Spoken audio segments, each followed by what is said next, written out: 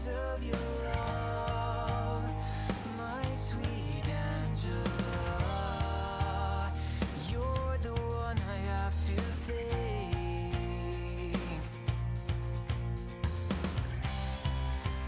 There's a darkness inside of me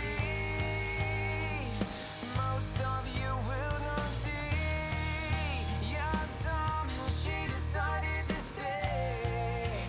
Now I'm forever changed, but you wouldn't let me drown. I was down at the bottom of the bottle, so wrong I couldn't get help. You came to me and showed me that everything could be okay. I needed someone to love me that dies in the same way.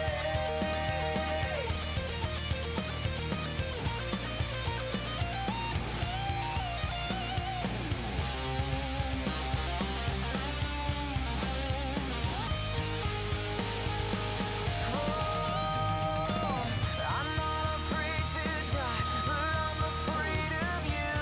Waking up tomorrow saying we are through. Now that I'm finally clean, God sent me an angel to fix these broken ways.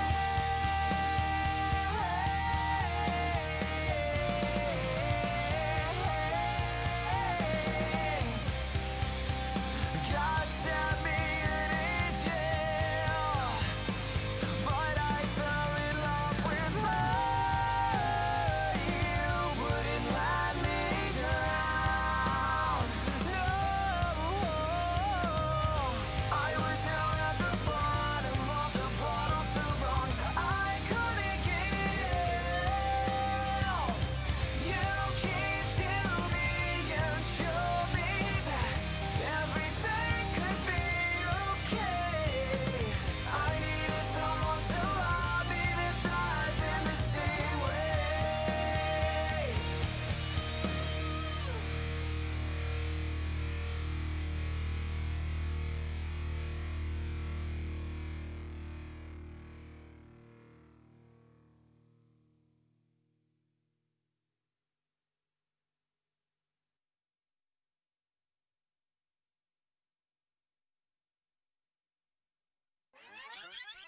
Baby, I know that you've been hurt before.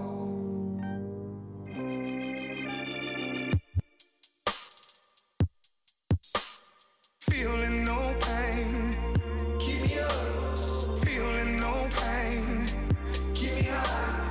Feeling no pain, lift it up. Got me feeling no pain, to the sky. I drove for hours, just me and my dreams. I'm sorry I couldn't stay. Though the ride is killing me, I wouldn't want it any other way. I might be lonely, but at least I'm not the same. I'm feeling no pain, keep me up. Feeling no pain, keep me high. Feeling no pain, lift it up. Got me feeling no pain, to the sky. I know that you've been hurt before. Baby, I know that you've been hurt before.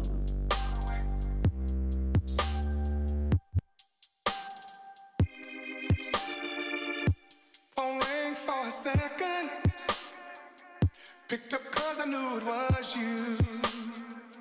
Said you needed me this minute. Got my keys, I was coming for you. When the lights come on, the party's over, and I ain't got no car to drive you home.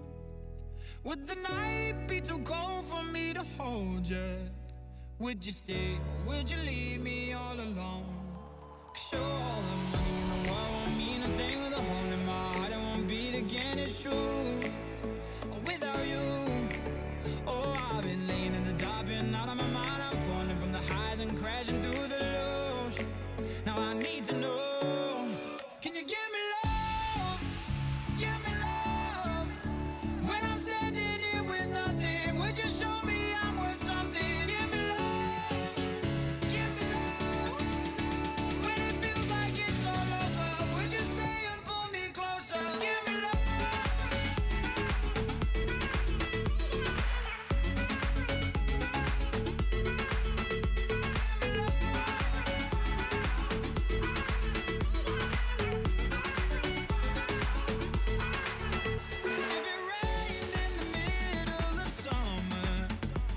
would you lay in the grass like we used to do?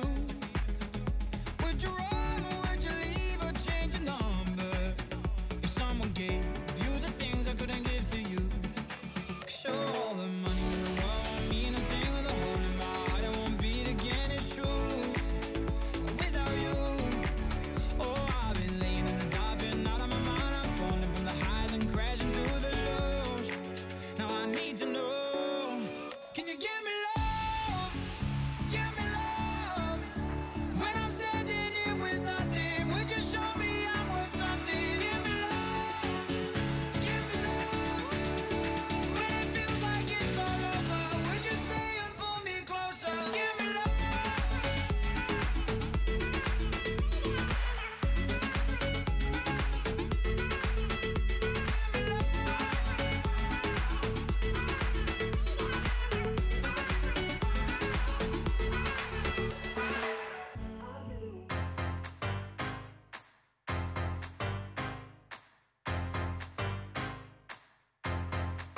We're high on the moonlight, we're drunk on the plane. We're sick of the fighting and tired of the game. We're moving ahead now, not looking back. We tried to be patient, it's all in the past. Our hearts have been aching for someone to love. Don't we deserve better? Hey, everyone does. So let's take some chances, yeah, and see where it goes. We tried to be okay, that shit's getting old. It's a new world. It's a new world. Yeah, what? It's a new world. It's a new world. This is our moment, so baby hold on. Tomorrow is waiting, and yesterday's gone. Here's to beginnings, and kisses that last. Baby don't blink, 'cause it's turning so fast. It's a new world. It's a new world. It's a new world. It's a new world.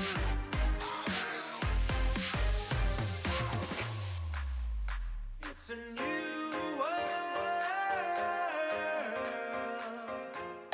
Late night creeping, smoking, drinking. We live in the moment, no overthinking. I'm overheated, I need some fresh air. Keeping it player, stay with a fresh pair. Hell yeah, turn me up tonight. Nothing stock, keep it customized. Let me know if you down to ride. This man and this bitch, we done found a vibe. She drunk, I'm high, that's a perfect mix. Stumble out the club, so you know we lit. Living legend like Kobe is, and I ain't say that, she told me this. The end of the night, we approaching it. I ain't playing with you, I'm coaching it. Party till the next morning, got what you need, come on, I know you want it,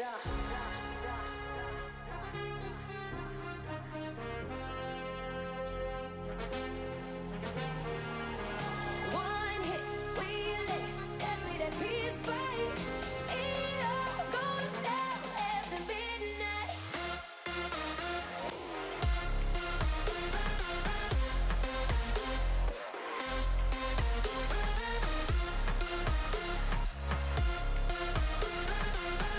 It all goes down after midnight. One hit, we lit. That's me, that peace break. One sip, we tip. Cheers to the world life. One song, we go right to the wrong side. It all goes down after midnight.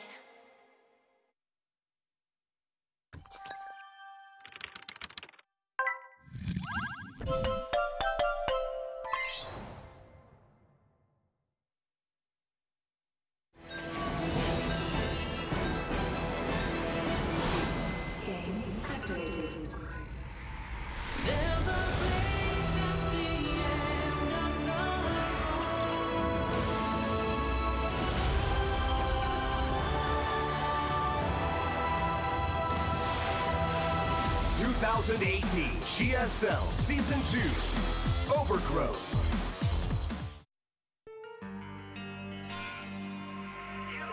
'18 GSL Season 2 Code S, Overgrowth.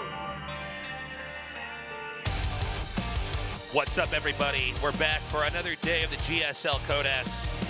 It's been a fantastic season so far. Ortosis and I have been casting non-stop the last few weeks. Oh, man. Both ASL and GSL. Well, you it's even gonna more be than me fast. at this point. It's pretty crazy, but yeah, it's been a lot of fun. We had a sick night of ASL last night. If you haven't seen that, or if you're not a big-time StarCraft 1 guy, that might be just the match for you. Just an epic TVZ best of 5. So it was a great check long that night out. last night. I had a lot of fun casting that with you. And it's going to be an excellent day here today. Got 4 great players. Yeah, it's actually quite a nice group, so I'm looking forward to that. We've had a couple of very good groups already. Unfortunately, our non-Korean players having a bit of a hard time, not able to get through yet. Laser and Scarlet both knocked out, but both showing good performances as well. So far, not so good for the non-Korean representation. We still have other players who are not Koreans who will be competing, but none here today. Yeah. And that's fine. The group we have is actually very exciting anyways. Some fan favorites like SOS and Solar are going to be playing, along with True and Keen, as you see here. It's a cool group because there's a lot of upset potential all over the place. Every player here can actually beat every other player here. And, I mean, that just makes it super interesting for me. Keen is kind of an upset artist, as is True. And True, of course, playing a very different style than everyone else. SOS, some days he's the best player in the world, some days he just dies. And, you know, Solar, probably the most solid out of the group in a lot of ways. Yeah, if I had to pick 2 favorites here, well, obviously I'm always going to go with SOS. That's nothing new. Maybe Solar as well? I don't know. Totally. 해볼만 조인 것 같아요. 1티어 선수보다 2티어, 4티어 선수들이 할 만한 것 같아서 해외 리그에서 뛰다 온 방태수 선수가 제일 해볼만 하지 않을까 생각하고 있어요. 저는 차라리 이렇게 다 빡센 조가 나온 것 같아서 차라리 제가 더 열심히 할 수 있을 것 같아서 저는 더 좋은 것 같아요. 저 태수 형이 제일 무서워요. 뭘 할지 모르는 선수여도 태수 형이 제일 무서워요. 조가 좀 빡세더라고요. 나머지 선수들이 워낙 잘해가지고. 그렇게 쉽지도 않고 그렇게 어렵지도 않고 뭔가 방태수 보니까 웃겼어요. 그냥 조가 16강 뚫길래 와 이거는 진짜 2002년 월드컵급이다 하고 보고 있었는데 둘이 잘 놀고 있구나. 네, 그렇게 생각했어요.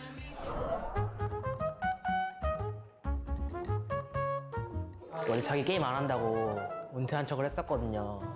근데 또 보니까 되게 열심히 하면서 다시 게임을 복귀를 했더라고요. 그래서 좀 약간 사기당했구나 이런 생각이 들었어요. 뭐 게이머들 다 똑같죠. 저는 게임은 안 믿어요.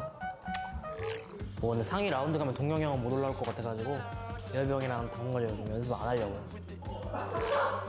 그날 저도 좀 생각을 많이 했는데 심리전만 좀 이겼으면 아마 조성주 선수가 우승도 못하지 않았을까라는 생각도 해봤어요. 토스로 하겠습니다. 토스가 정말 세거든요. 토스가 질럿을 발업을 하면 공격력이 붙어요. 그 점이 정말 저는 유진이가 좀 종족 사기성을 좀 얍삽하게 잘 이용하긴 하죠. 테란? 손은 안 되지만 테란이 뭔가 할 게 많거든요. 그래서 뭔가 재밌게 할 수 있을 것 같아요. 저거는 두들겨 맞기만 해야 돼가지고 테란이 재밌을 것 같아요. 느리긴 한데 뭐 빨라도 못하는 선수 많잖아요. 재선이요.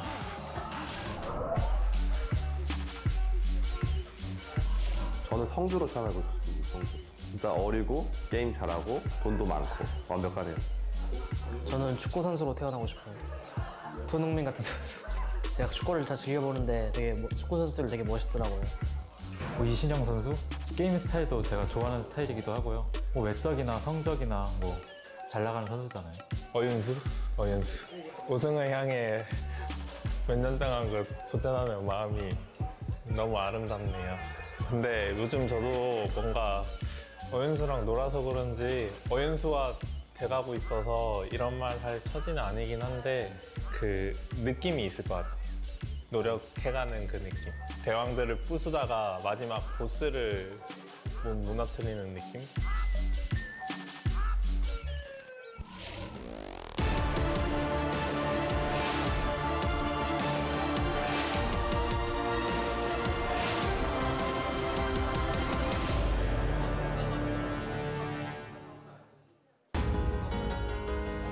Wow, did you see that last slide, the one of Solar where the jacket's halfway off? Yeah. Woohoo! Is he putting it on or taking it off? That's how you know this isn't a kid's show. Showing there he is. Look at him. Showing a bit of shoulder Solar. there. Yeah, look at that nice shoulder. Ooh. Ooh, see, you've got a pocket on your white shirt, Solar. Very exciting. You put pens in that pocket? Yeah, whatever he wants. Ah. Maybe he's a bad boy. Maybe he puts his Marlboros in there. I don't know. Yeah. Okay. This is going to be a great night tonight. To start things off, SOS. Guy is so sick. Yeah. I so expect sick him is to what get- his ID stands for. I asked him. Ooh, I like that. I mean, I expect him to get out of the group no matter what. I think True makes this group a lot harder to predict. Keen is just a solid player. He's delivered before. Yeah. And I think Solar, we should not be surprised if he gets out. Yeah. Well, it's a group full of guys that can make upsets. So it's just like a very entertaining group. Obviously, SOS and Solar are the favorites. But True and Keen do continually make those crazy upsets and are both very good players in their own rights with very different styles. So yeah, I mean, as you even heard from Keen there, and as you might recall, this guy had Maru dead to rights, and then Maru double proxy racks him, in the last 2 games because he was getting crushed by Keen all night. But now here we have Maru at GSL champion at this point. Poor Keen, a round of 32 guy. A lot of people underestimate him. I'm not going to call him the most underestimated player, but he's very underestimated. Yeah, he's still good. I mean, he's still showing up in GSLs. He's been around for a long time. I think sometimes people forget about that. I think when you think GSL Code S, Keen is not the first player who comes to mind. No. But he is around, and he is still striving to become a champion. By the way, when you think of old school GSL Code S, who do you think of actually? Well, Fruit Dealer, but I also think of Nesty for sure. I think. How about out of the Genius? active guys? Oh, okay. Out of the active guys, the first name that came to my mind, honestly, was Leenock. How about you? Okay. First one that came to my mind was Gumiho, but okay. There's a whole group of them. Gumiho, Leenock, Lucira, Alive. Well, we've had players that have popped in later on in StarCraft 2 and dominated, and then we've had people that started right when it came out and just never quit. Yeah. Keen being one of them, by the way. Yeah, no, he's been around for a very, very, very long time. And when did SOS come onto the scene? With the feel Kespa switch. That's right. Okay, he was in that Kespa switch. We had so many players that switched over that I think we were maybe a little bit more focused on when that big switch happened. Yeah, well, he wasn't at the top when he switched over. Yeah. He was not a very well-known Protoss in StarCraft 1. Didn't even use that ID. He was actually known as Shy. But anyways, True, another player who actually did switch over as well. If I recall, he was on CJ, right? I think you are correct. Sure. Yeah. My memory is a little bit spotty, but anyways, True, definitely showed us some quality play. SOS being a little bit teasing there about him, how that round of 16 match, it's like they were both just having fun. But he pushed Dark to his limits, right? Went to game 5. Why is he laughing? You see that? He keeps grinning. I don't know. Looks like there's, I see in the chat, a little bit of trash talk back and forth before we get this going.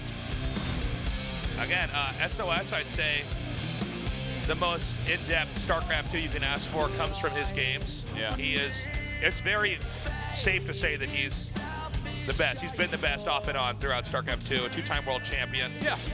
It's not won a GSL yet, though. 2 second places, though, which is no laughing matter, losing to Beyond Innovation. So that's like some top-tier players that took him down. IEM champion as well. Now, True has had some domination overseas, but he's back right now here in the GSL Code S. This is a big challenge. Let's see how he does.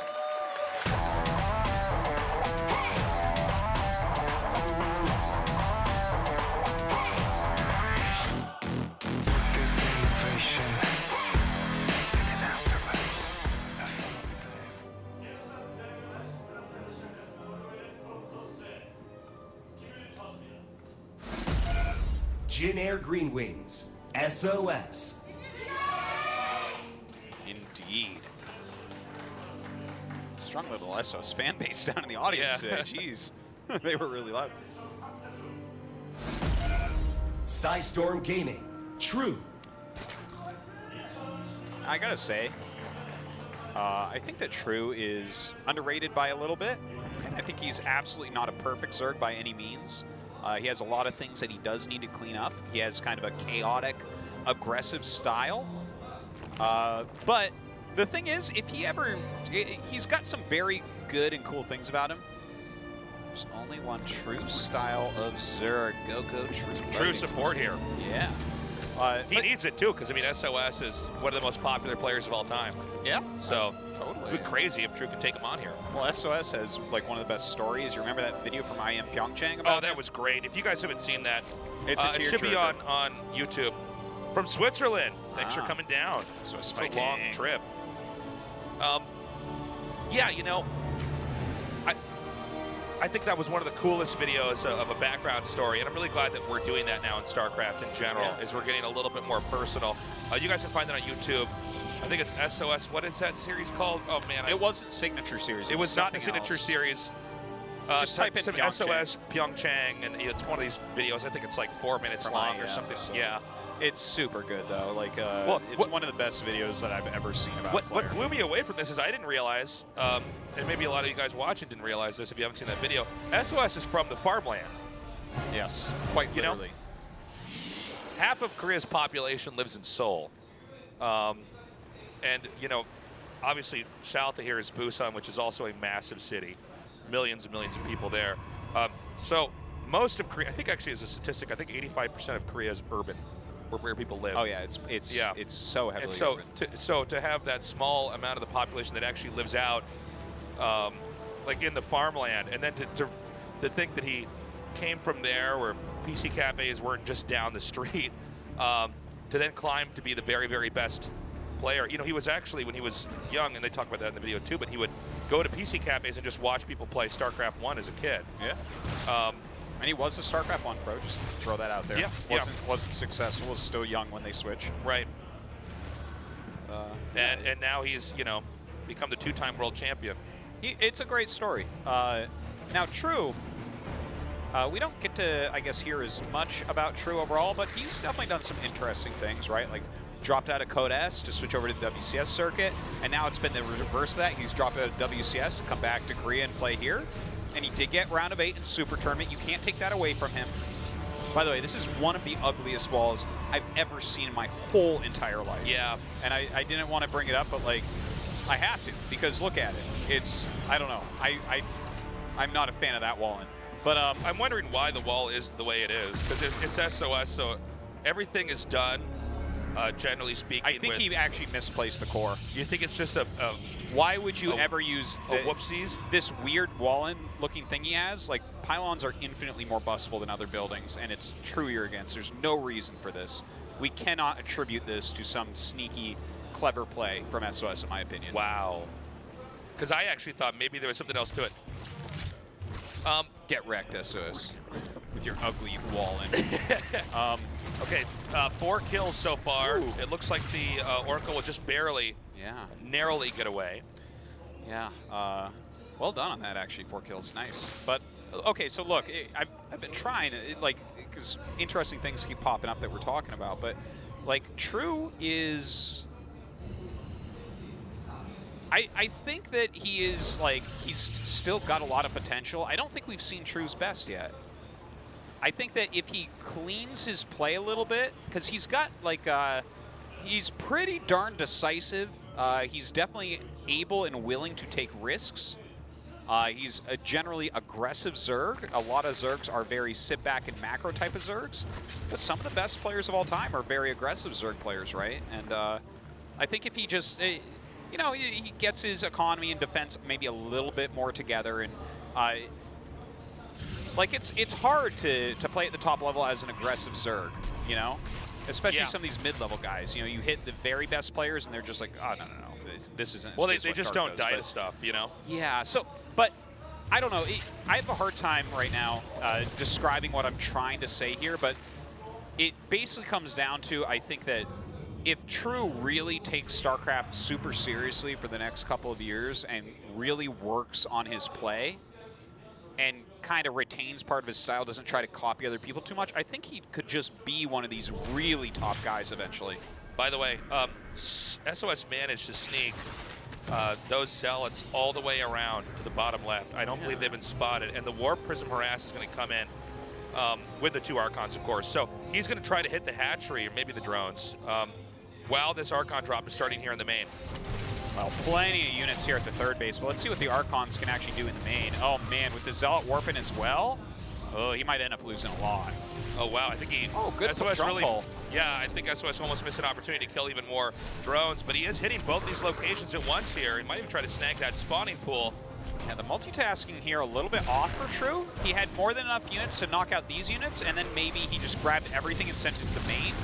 So the third base, he's actually taking a lot of damage I at. think this actually is going to be too much damage, Artosis. This is going to kill the Queens over here, and I think those Zealots are actually still hitting that hatch. I think we might have a bop here. I don't think this was intended to end the game, but this has done so much damage. Yeah, that, it seems that way. I mean, the Archons are still here. I don't see anything mining at the third base. And I mean, the spawning pool and the Hydra Den will. Okay, there it is. Yeah. GG. Yeah. Wow. It was a bop, unfortunately, because with the build that True did, like he went into Hydras. So if you end up holding that with Hydra tech, you're actually in pretty good shape. I feel like what went wrong there, and we didn't see exactly how it went wrong, but he had the units at the third base that could easily stop the 5 Zealots or so in a death that came in. And then we went back, and there were no units in the main, right? So I think he sent all those units, including the 3 Queens that were there with his Hydralisk, towards his main base.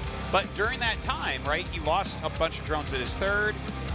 His drone transfer out of his main base was okay. He didn't lose too many drones doing that because he was running his Queen around. But yeah, it just seems like his multitask there, his multi-pronged defense, I guess, as we should call it, it went wrong. It just went totally wrong, and he died. That's right. We're now going to go to game number 2 on Blackpink. SOS looking very dominant. I feel like True was stopped before he could really even start. Let's see if he can redeem himself now. Otherwise, SOS will easily and possibly very quickly go to that winner's match. We're almost speed running, considering how short that first game was. All right, let's go. Fight!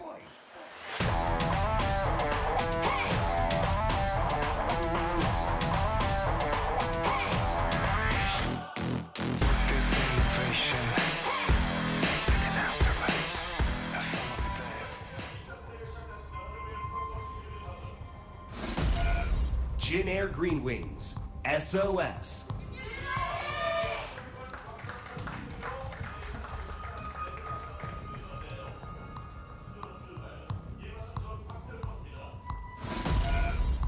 Storm Gaming, True. So let's kind of expand on the way that SOS plays, because if you don't follow StarCraft very closely or you don't play, it's very subtle, a lot of the stuff he pulls off.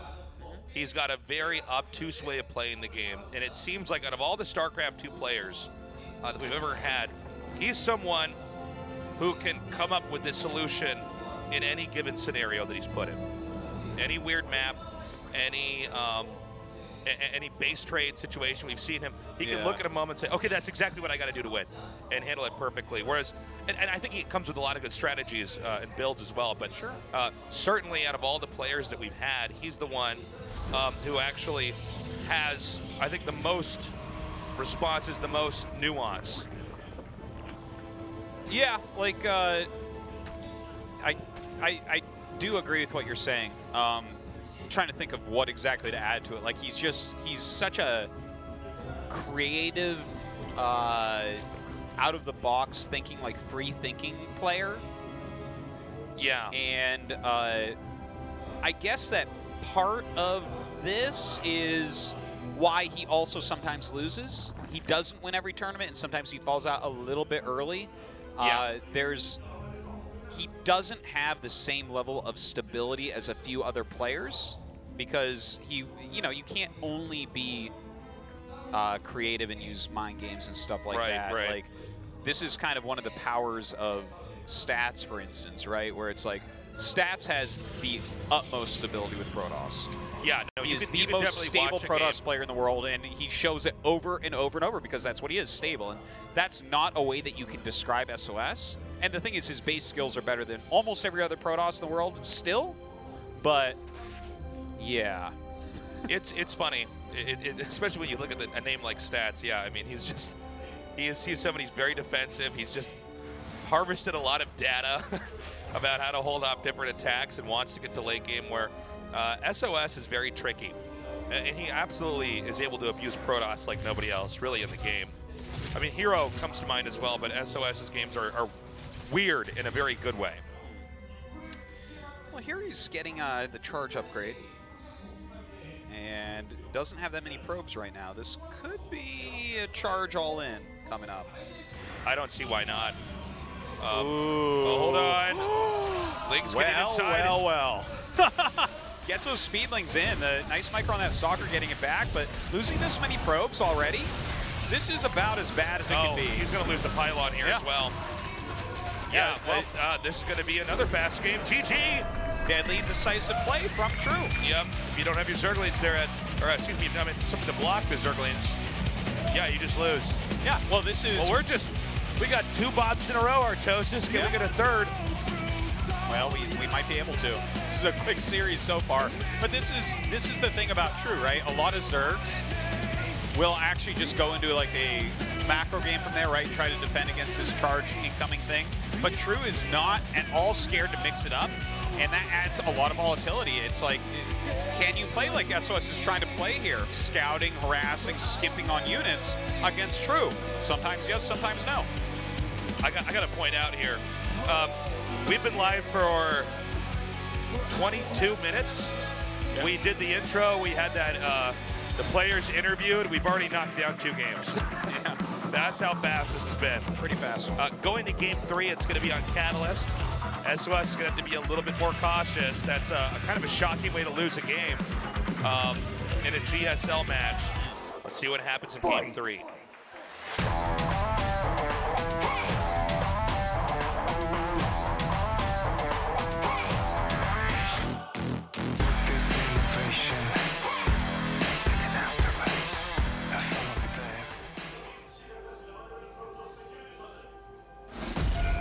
Jin Air Green Wings, SOS.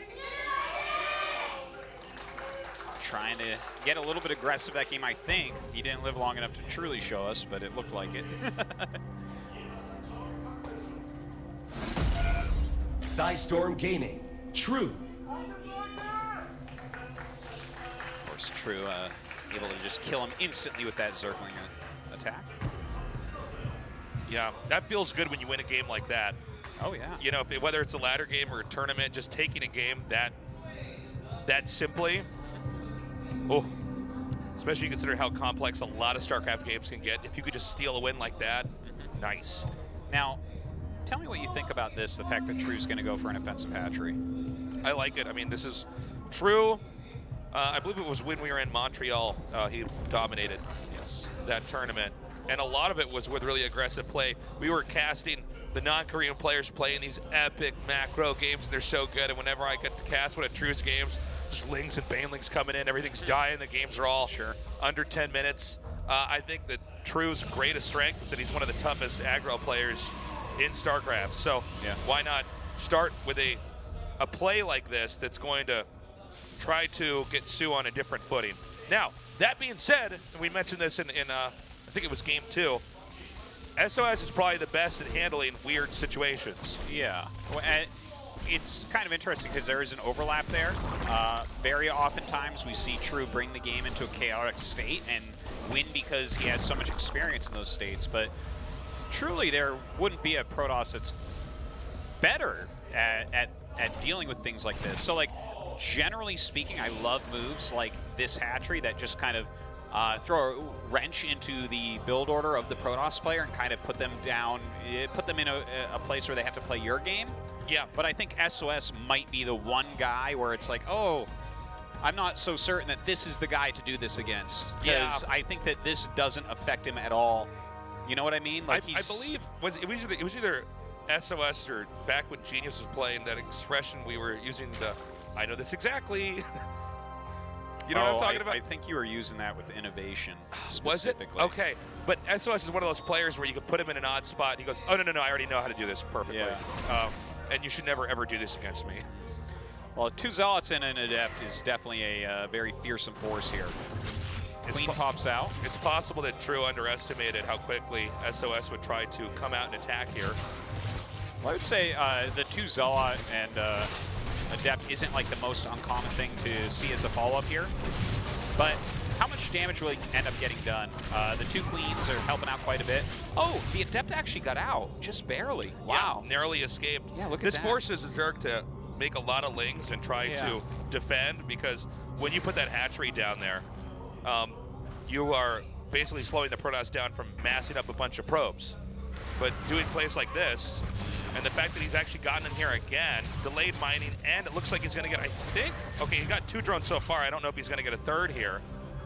Yeah, I think that he can probably hold it from here, but still, I mean, he's putting on some decent pressure. He's forced so many lings that's a big part of this as well. Of course, we saw on the other side there is a Stalker out. Oh, nice. Kind of blocking him there for a moment to confirm the kill, I guess. But he's killed an Overlord with that Stalker. You can kind of go into whatever tech you'd like at this point. Yeah, let's see where the game goes now for SOS. True is taking his 3rd here. Yeah. Getting that ling speed. He may try to poke out again with some of these Adepts. Definitely liking that pressure play. I think we're just going to see 3-gate Glaives, maybe into an expand. That's what it looks like right now to me. And there's that Glaives upgrade. Warp Gate just now finishing up. There are 2 Adepts headed southbound. Looks like Shine's going to show us in just a second here, because these Adepts are also leaving. This is an important moment. If he can stop all these Adepts dead, that's going to be really, really nice for True. He's getting the Roach Horn as well to help deal with it. 2 drones. Oh. Okay, he's going to try to shade away here. Deciding to just pick the fights with the links. This is pretty cool. He's coming in with these 3 Adepts here. There's 1 Adept, I believe, that went into the main. I think did it just killed it. I think he just barely killed it before just at the tail end? Okay, okay. Anyways, there's more Adepts coming out. Glaives is on the way, along with that Robo. A pretty intense pressure play, though, here by SOS. Yeah. Any drones he can try to snag, he's going to go for. And it is forcing some Roaches out. You don't necessarily have to play with Roach against 3-gate Glaives, but there wasn't a lot of intel here for True either, right? He lost his Overlord that was in the main base to that Stalker right off the bat. So. Okay, this is a great runaround, though. These lings are headed up here to the 12 o'clock spot to try to take out that Nexus. I don't see anything to defend there just yet. That's definitely a force cancel. Right? Yeah, it has to be. Right? Yeah, no, there's no way. Go down, no way to warp in. But SOS is doing a lot of damage to this 3rd. If a Protoss is on 2 base, they'll happily accept that if they can get the Zerg to be on 2 base as well. Oh my gosh, hold on. He needs to make sure he's targeting that. Did True just bungle this? Are you kidding me? Yeah. Well, he's busy microing at home. So it seems like that's what's going on here. That's too bad, because that Nexus, oh my God, is he gonna should be dead. Okay, he's sending more units up, so he will still kill this Nexus. Okay, but I think he's going to lose that 3rd hatch. He shaded away from it, looks like, going after drones instead. Oh, no, you're right. Might go back, though. He did transfuse it one time. Look at this play. He's going to get it now. He is so going to get sick. it. He is going to get it. The economy of SOS isn't huge. I guess the economy of True is worse, though. So that's painful. And with Dark Shrine on the way, as well as the Warp Prism, definitely has a lot of harass potential, but Lair is done for True. This is going to be cool. Yeah, I like this for SOS. Yeah, no, I would take SOS's position for sure. Ooh, handsome Spire. Yeah, look at this. He's going to try to mix it up. Oh, I like that a lot. That's super cool. Are these Adepts going to see it, though? Hold on, they're coming so close. Yes. Okay, they see it, but I think it's still not the worst thing. Okay, he's actually getting Blink right now, so that's going to be his counterplay to any possible Mutalisks coming out. By the way, the Warp Prism is headed over here towards the main in the bottom right.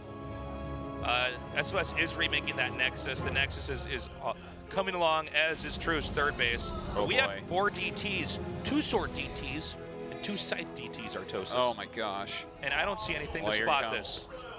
Oh, brutal, brutal. God. Immediately, 12 kills. So many drones going down. Look at this. He's also no. Oh, everything is wrong. Oh, poor True.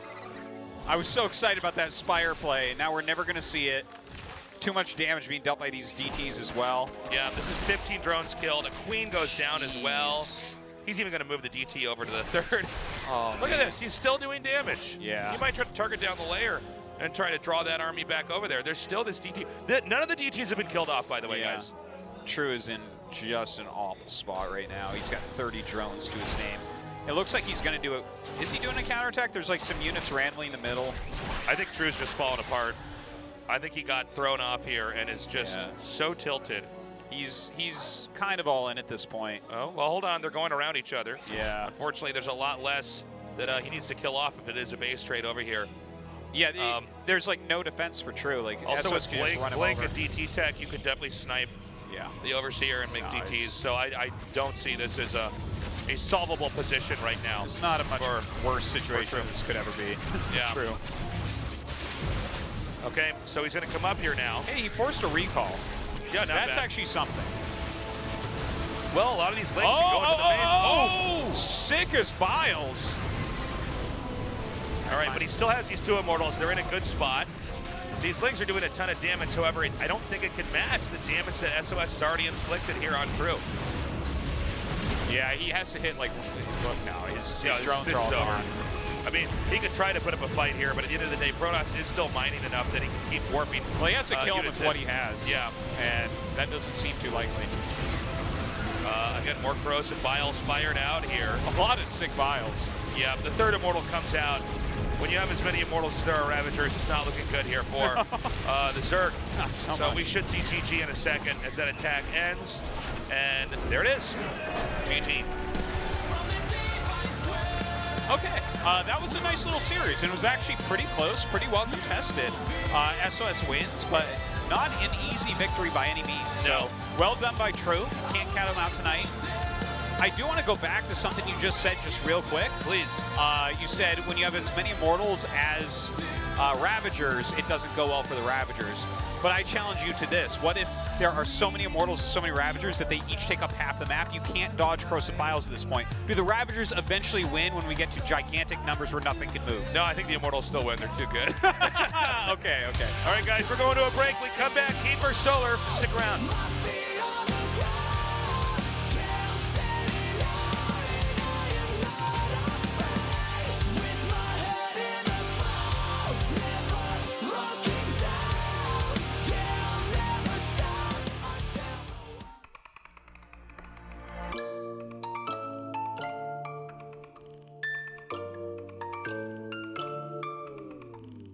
Talk to me, I'm going crazy. I fucked up and I'm kinda hazy. I don't wanna go. Call me now, I know you're ready. Yeah. Wanna do some kamikaze. Cause you like the same shit. A bottomless pit, no. Been trying to find a worthy substitute. But they ain't got the same heart. It tears me apart, no. No one really does it the way you do. You're a bad habit, but I'm obsessed. Oh baby, that's just what I like about you. It's suicidal, and it's the best. Oh baby, that's just what I like about you. That's just what I like.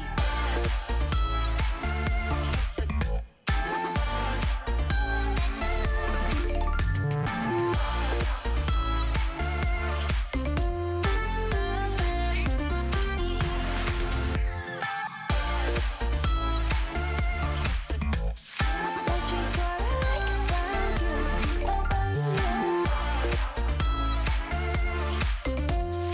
That's what I like about you. Harder than the liquor you pour.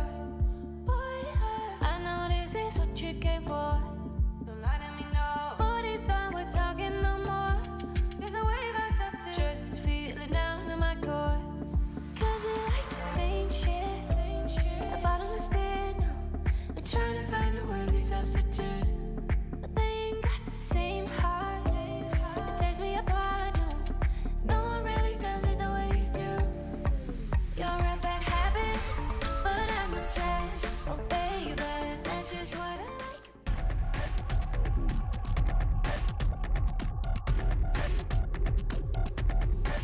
You're lost, so cursed with a desperate need. Try to find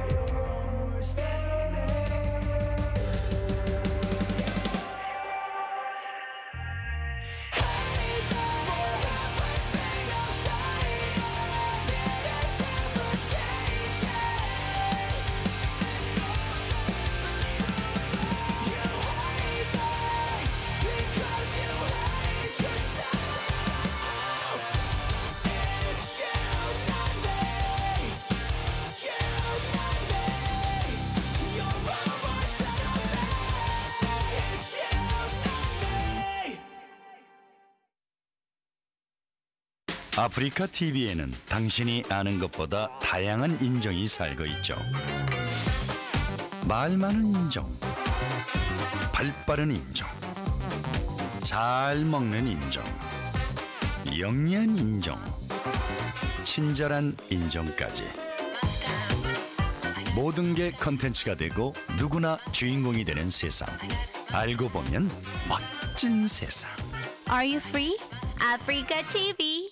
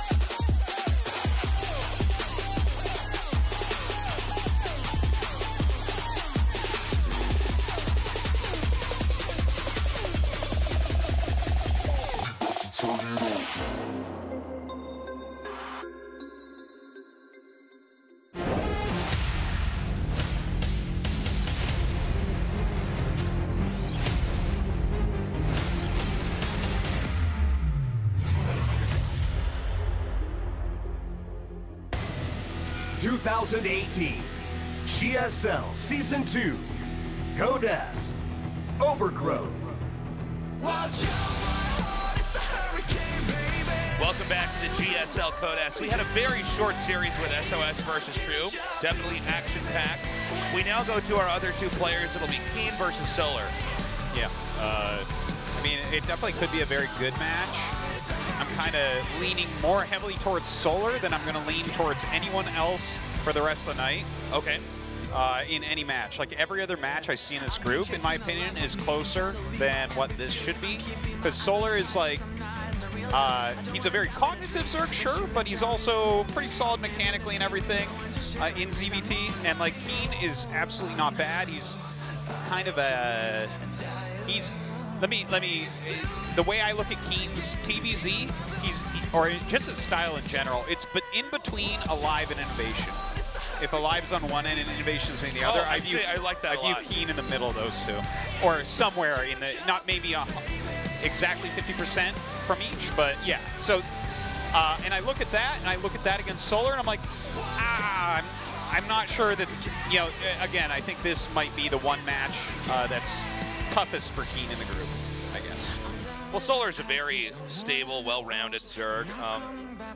He's been looking great. He's one of the Zergs that is constantly influencing the meta and the way we understand the race itself.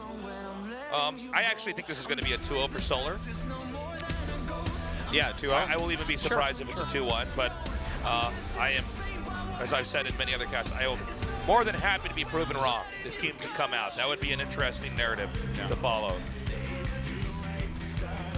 And there it is. Look at that shoulder, Artosis. That sexy Zerg shoulder. Oh my gosh. Wow. Wait, let's look at those strings on his hoodie. Oh god, I missed it. We'll get into the next. As long as they're within, you know, a very small percentage difference of each other. I can't stand it when one hoodie string is long and the other one's short. Oh, I know. Yeah. Can't do it. You ever had a hoodie? I got this hoodie. You want to hear a bad story? Yeah. The string got stuck at the top of the hoodie. It was like I had a little noodle on my head.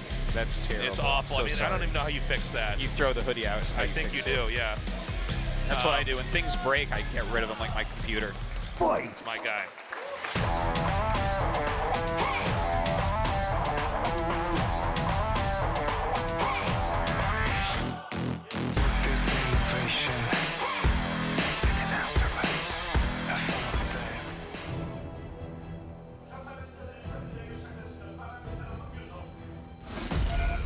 Team Revolution. Keen.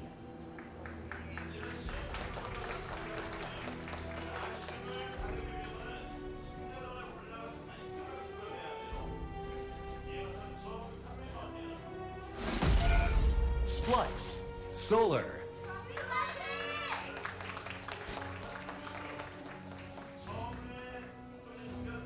Right. Don't think we're going to see anything too wild in this series. No, I think we might have a little bit of a slow start. Yeah. With these two. So, what have you been up to, Tasteless? Just casting. That's all we've been doing. It's a wonderful as life. of late. It's a good life. I love my job. Yeah. But weather's getting nicer out here. So I've been riding my bicycle. Yeah. I've been walking my dog a lot. It's good. Yeah, it's so nice when it's nice weather, man. Go We've for had a some nice little bad walk down by the river. I love Seoul. It is my favorite city, but there are definitely some days where the weather is just brutal. Yeah. And then there's days where the weather is just excellent. I'm like, Yeah, those days a little bit more rare. Thanks everybody for coming down. Good eyebrow dance. That was a good, excellent eyebrow dance there.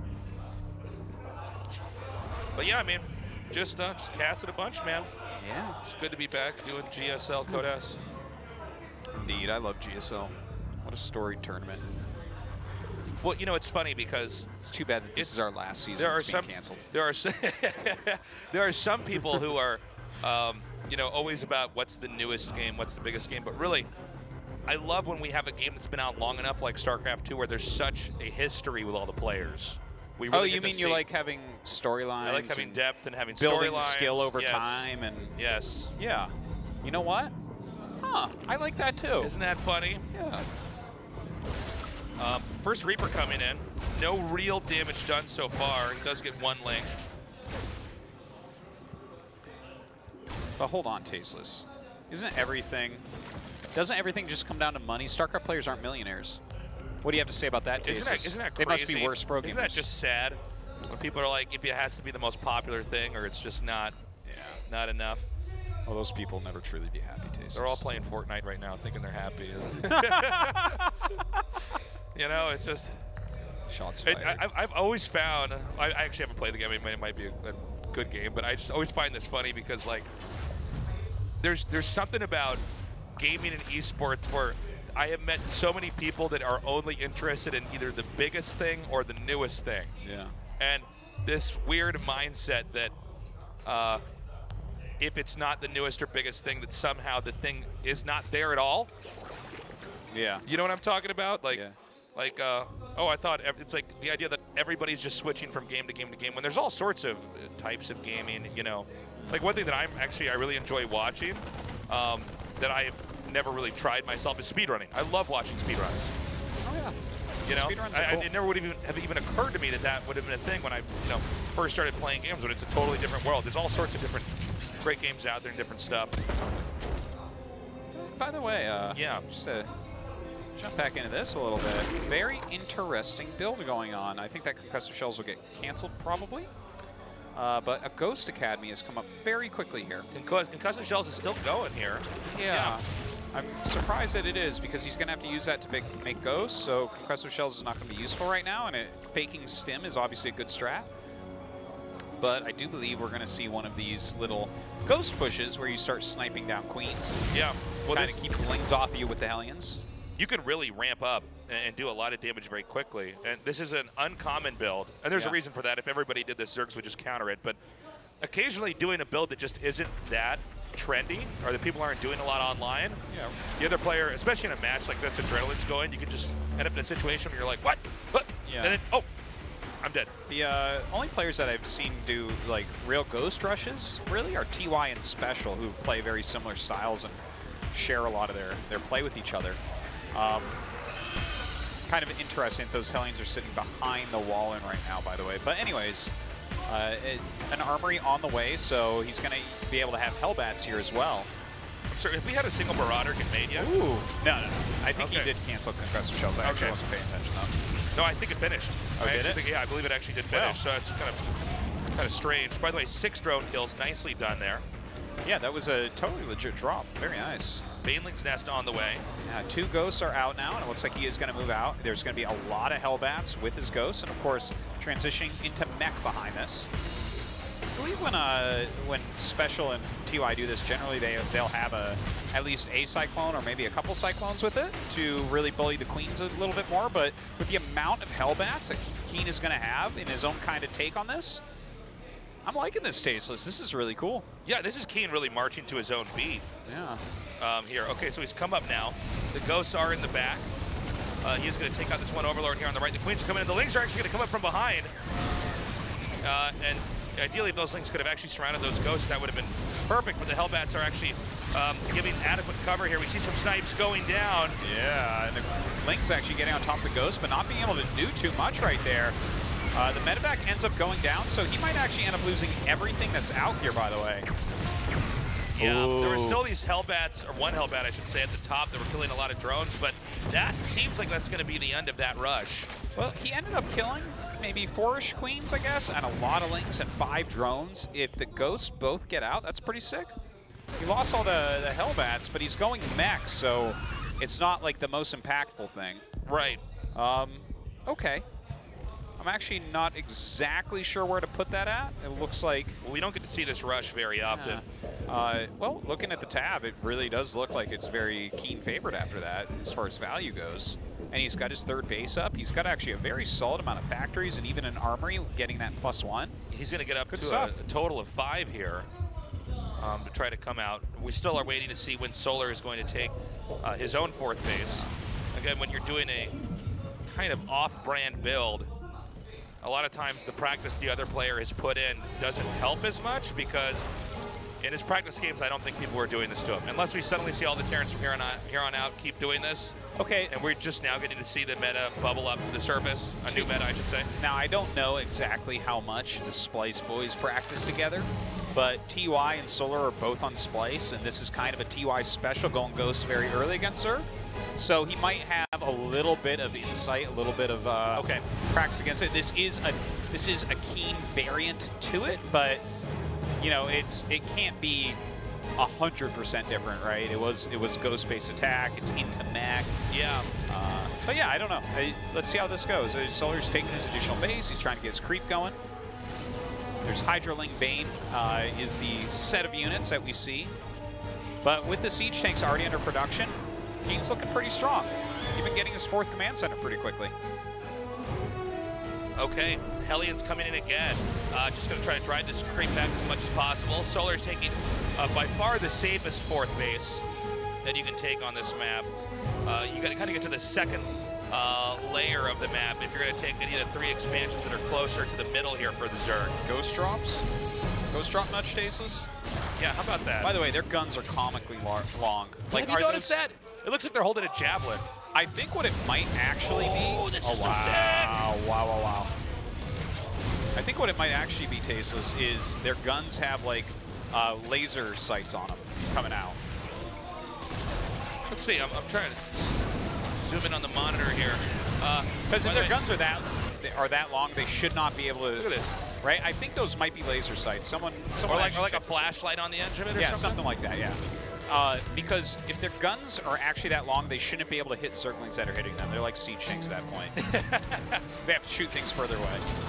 But that was cool. A lot of Ghost drop I don't know why I can't speak today. Drop harassment going on. And that the Hellion run by. I mean, there's been some great stuff here. Ian is just styling on him right now. I mean, he's really... This Ghost push is doing damage. Terran's ahead in supply. I think this might be a knockout blow with the push that's headed northbound now. Woo. And he will get out with those while the rest of the push getting into position here as well. Yeah.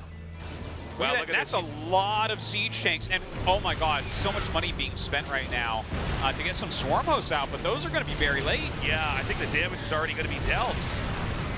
And now, just for coolness points, he drops the Ghost in here with the army. Yeah. That's it, GG Keen. That was awesome. Wow. Awesome play. You know what? If you had covered up the Terran's name there and had me guess who that was, Keen would have been one of my last guesses. Yeah, I wouldn't have guessed. I just had no idea he was going to bring a game like that. That was so cool. Well, just seeing the Ghost, I definitely would have guessed Special or TY. But, yeah. And I probably would have went with Special with that one over TY. But anyways, I mean, that was great play from Keen. A really cool, innovative build. I like it. Awesome. I can imagine that's going to be a tilting game there for Solar. Solar, yeah, you can even see there, he's definitely frustrated with a loss like that. That's not what he was practicing to play against. Certainly. Now, I don't think Keen's going to do it again, but he might have other tricks up his sleeve. You know, maybe he finds it to be a very versatile, strong build. Who knows? I am not sure what to expect out of Keen at this point. I thought we'd see slightly more normal play. But you can kind of see, look at the like almost half smirk on his face right now. No one ever thinks about Keen, man, but he's always a like good, strong Terran player. Always. He never stopped grinding. He never stopped learning. Let's go to game 2 on Blackpink. Fight!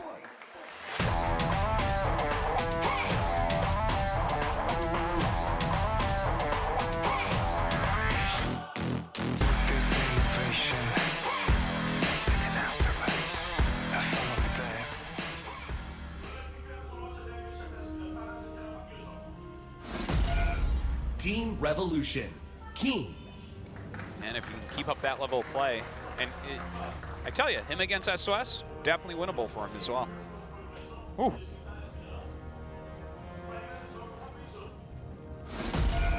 Splice, Solar. What if Keen was actually meant to win GSL? Yeah, what if out of nowhere he just killed everybody with crazy builds like that? That would be crazy plot twist in this season. Yeah, that would be really awesome to see, actually. A little bit beyond belief. But yeah, that's what I'm most curious about right now in this group, actually. Usually I'm most excited to see, okay, like what is SOS going to do? He always brings great games, but now, man, if King could keep doing games like that, just delivering, that'd be awesome. We'll see what he's up to in a little bit here. Of course, Blackpink, a bit of a different map there from Acid Plant. We got the, well, I guess the third base is I need to go back and like watch that VOD, because I swear he let concussive shells finishes. Maybe, I mean, because I saw the ticker at the right-hand side of the screen, and it was like 5 seconds away from finishing. Okay. So it just, yeah, he might have just made a mistake there. The thing is, concussive shells does not cost so much that letting it finish screws you up. It's only 50-50. But it's just such an odd thing to do if you're going to be making mechanical units. It's like, well, this really doesn't have a place. And, you know, usually if you're going to do a cancel, you do it the moment that you kill off their scout. Yeah. Because you want to get, even if it's a little bit of those resources, back into your bank so you can try to spend more efficiently that way. So that was... Well, if he did finish, it was definitely a mistake. Maybe he was microing a Reaper or something when he killed the Overlord and just like he lost track of it. But yeah, just trying to... Thanks for coming down, guys. Hope you're enjoying the games. You know, just... Got to be enjoying those games after a game like that with Ghost. Yeah, even the first series was really exciting as well. Yeah. But, you know, trying to throw your opponent off, making them think, especially when you're showing Hellions in a third command center pretty quickly, showing that, it's like, okay, he's going stim, he's going to add 2 eBays, it's going to be a macro bio game. No, good mind game so far.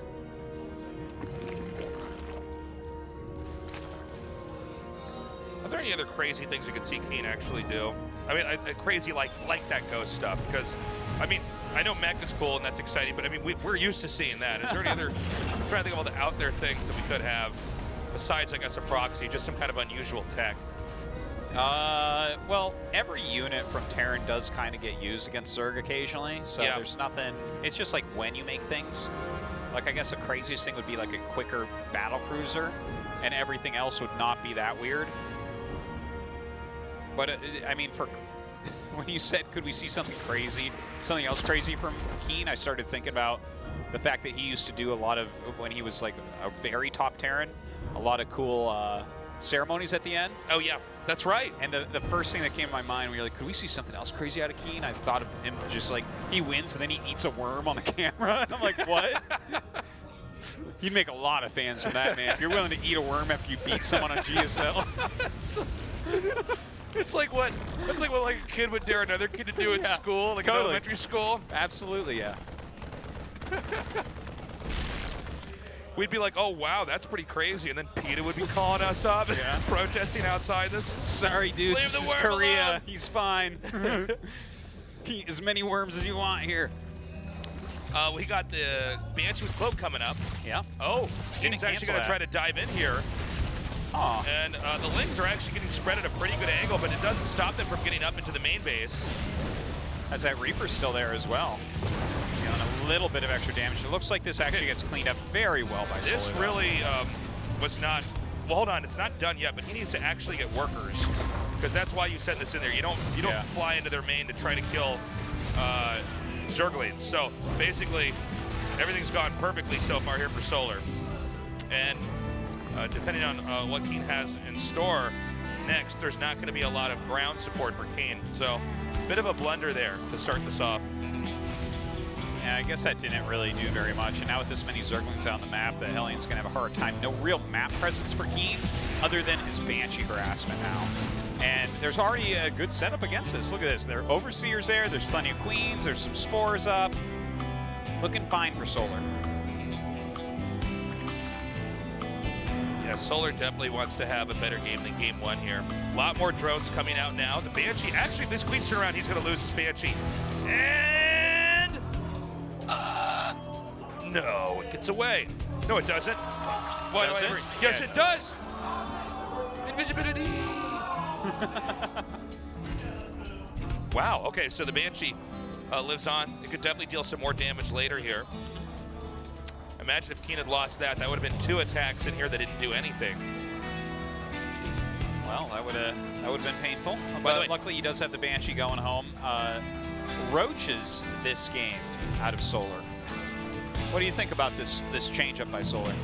Well, I think it's also important to note that Keen is doing a completely different style here as well. Yeah. We'll have to see. I think, hold on. We got another Banshee coming in. Roaches and a Baneling Nest, actually. Yeah. So the Roaches, I do wonder about this. This could just be like a safety precaution. You know, the safety warren, get your Roach speed, maybe not make that many.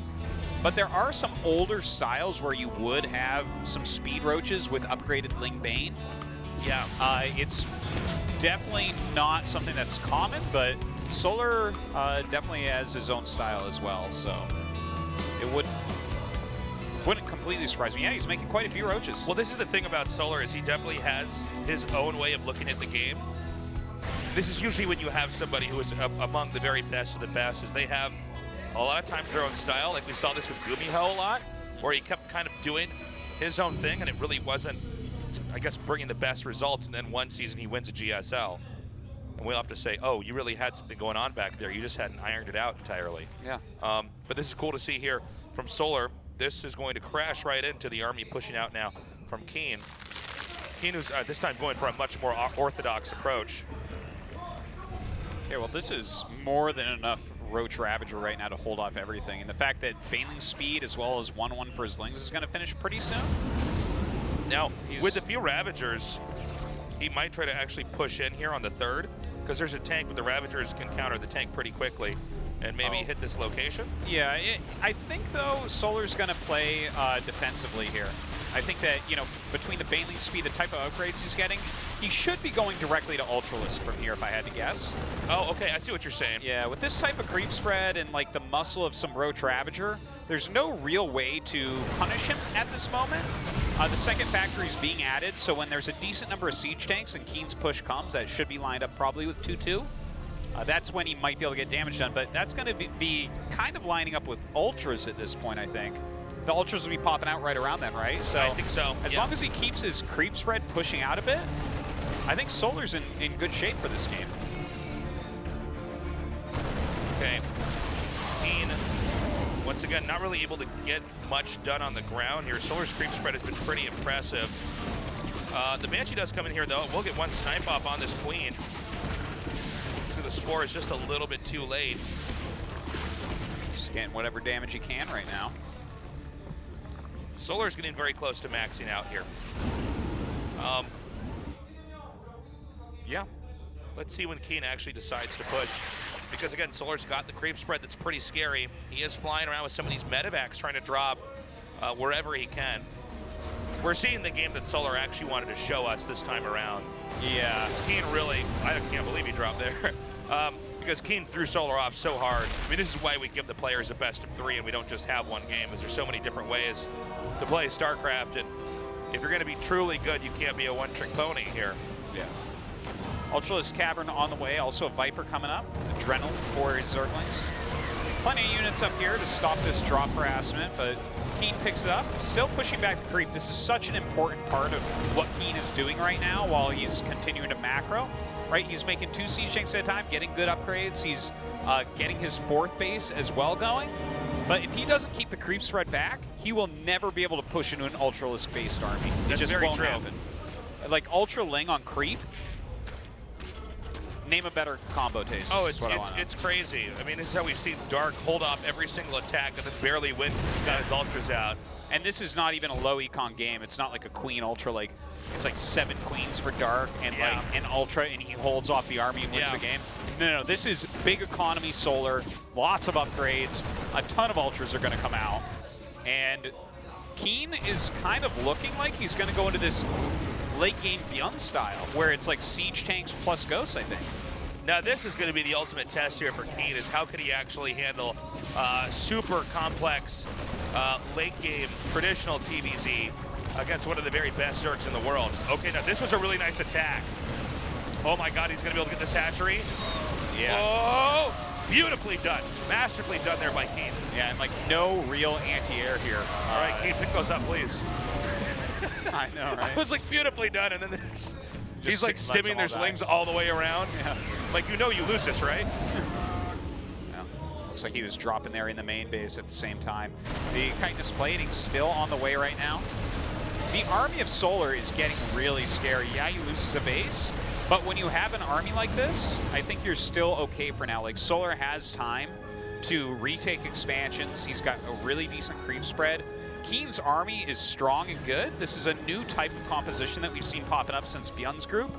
A lot of siege tanks, a lot of ghosts, and he's actually mixing some liberators also. So the final piece of the puzzle is up now for Solar. He's got a lot of ultras out. This is a very hard army to contest. You know, you're kind of seeing some of the holes in Keen's play as we get past the 10-minute marker.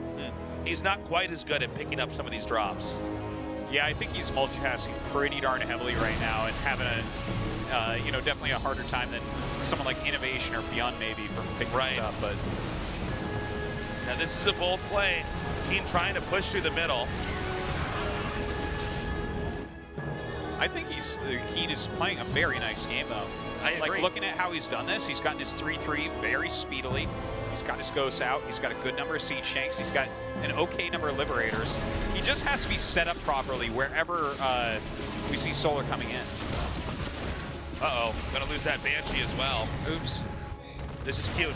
We don't have it on screen, but at the very bottom right, there's a base being taken. Yeah, that's pretty sneaky there by Keen. He's hoping that because there's so much attention everywhere else in the map, that he can just pull a fast one. Yeah, you might be right about Solar that too. Yeah.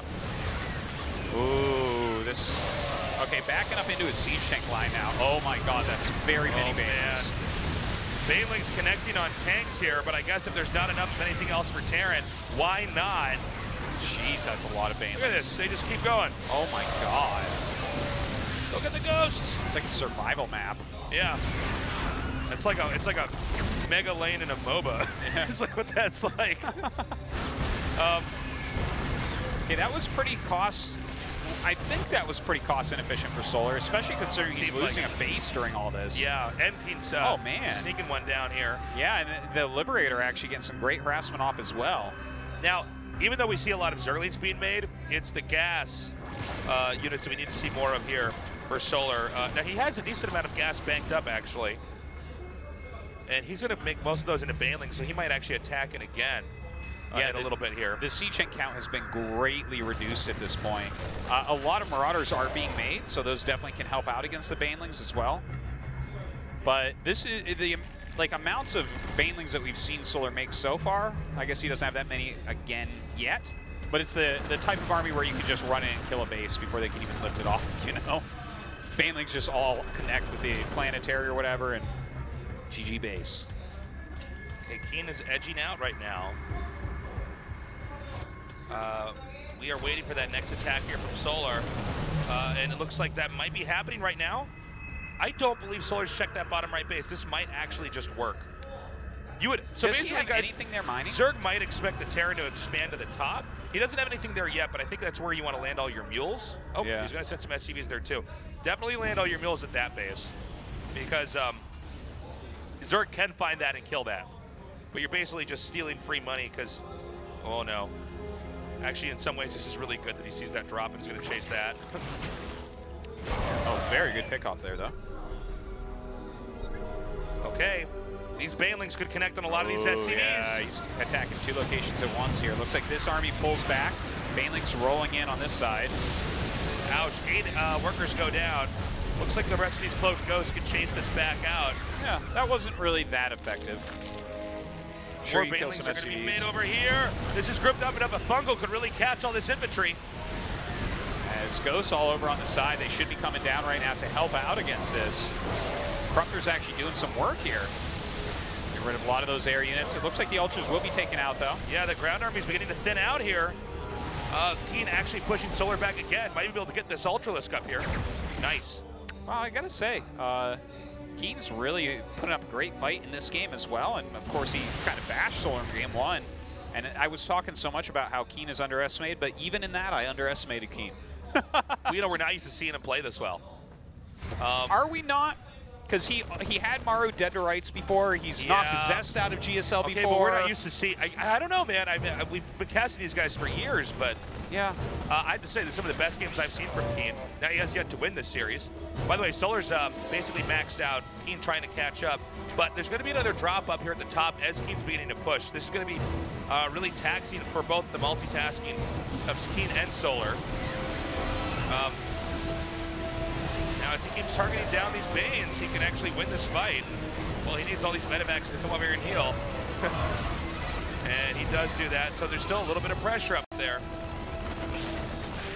Yeah, he's also starting to mass his Ravens at this point. So that's going to be very, very helpful indeed. He really doesn't have that much mining from the bottom right, does he?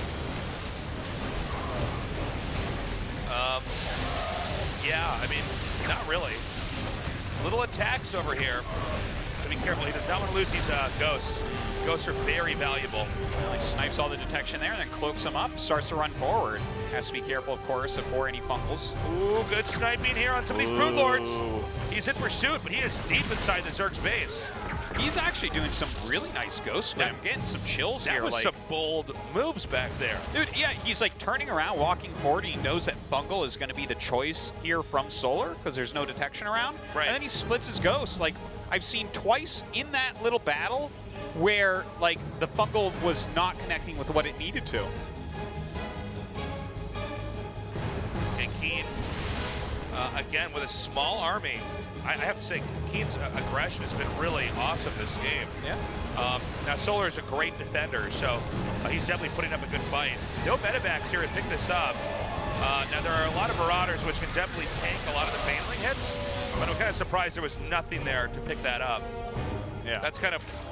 Oh, my God. Oh, whoa! So on top of his So ghost play. sick! So good! Oh, my God. That was the value he just got out of that fight was huge. Yeah, that was pretty crazy. Now, he's got to be careful, because these Corruptors can take out these medevacs, and the Overseers see this. These ghosts will go down. Lings are kind of the natural counter for a lot of these ghosts here. Now, if you can surround him and get in front of him, definitely kill quite a few. He kills off some of the ghosts, but those ghosts were still really worth a lot there. A bit more harassment from Solar up on that third base. We're seeing the next phase of the tech here. A lot of Liberators and a lot of Ravens coming out for Keen. Yeah.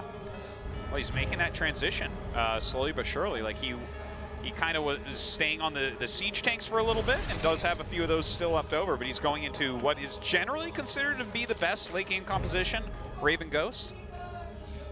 Yeah, both of these units very scary for the Zerg. Oh, nice little snipe!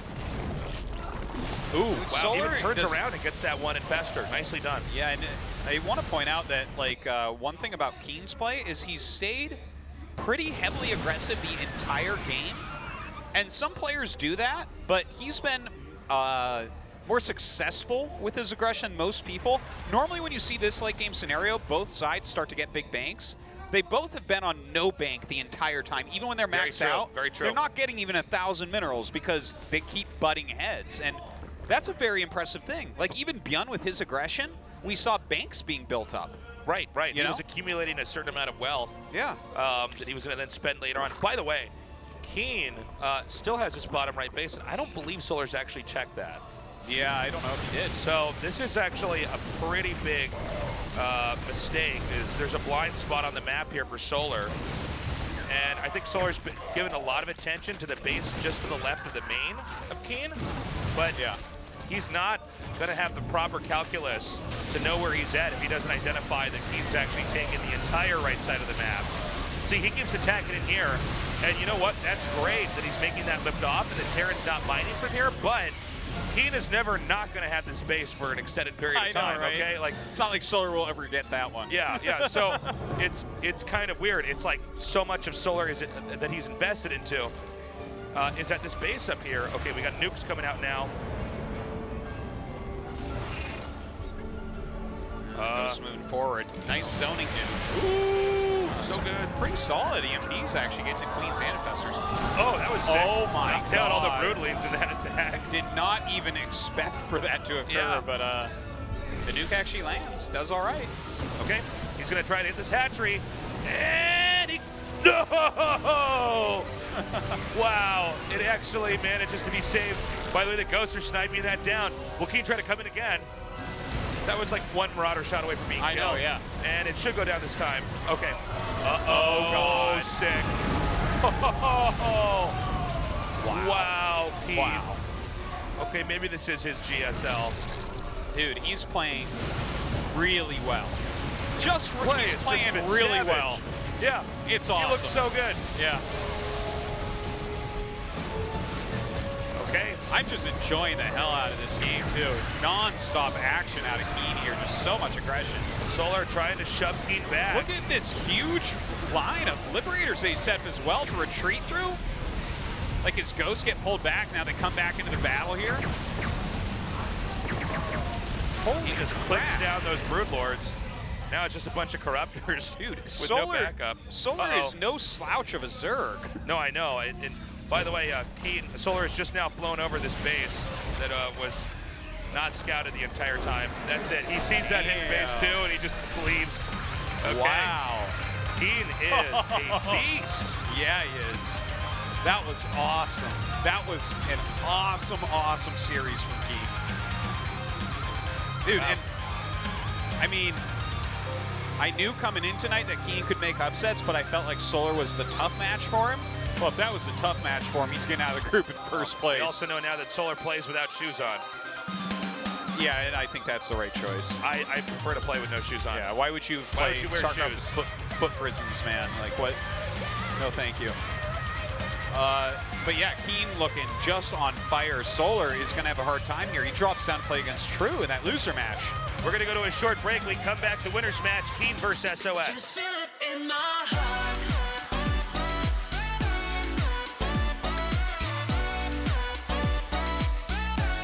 Just feel it in my heart.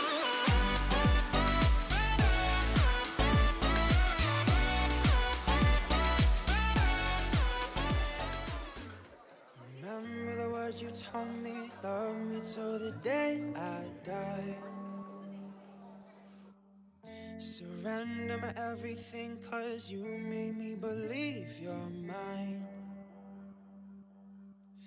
Yeah, you used to call me baby, now you're calling me by name. Takes one to know one, yeah, you beat me at my own damn game. You pushing, I'm pulling away from you. I giving you take. Young blood, see you want me, out of your life, and I'm just a dead man walking tonight. But you need it, yeah, you need it, all of the time, yeah. Young blood, see you want me, back in your life, so I'm just a dead man crawling tonight. 'Cause I need it, yeah, I need it, all of the time, yeah. Lately our conversations end like it's the last goodbye. Then one of us gets too drunk and calls about 100 times. So who you been calling, baby? Nobody could take my place. When you looking at those strangers, hope to God you see my face. Young blood, see you want me, out of your life, and I'm just a dead man walking tonight. But you need it, yeah, you need it, all of the time, yeah.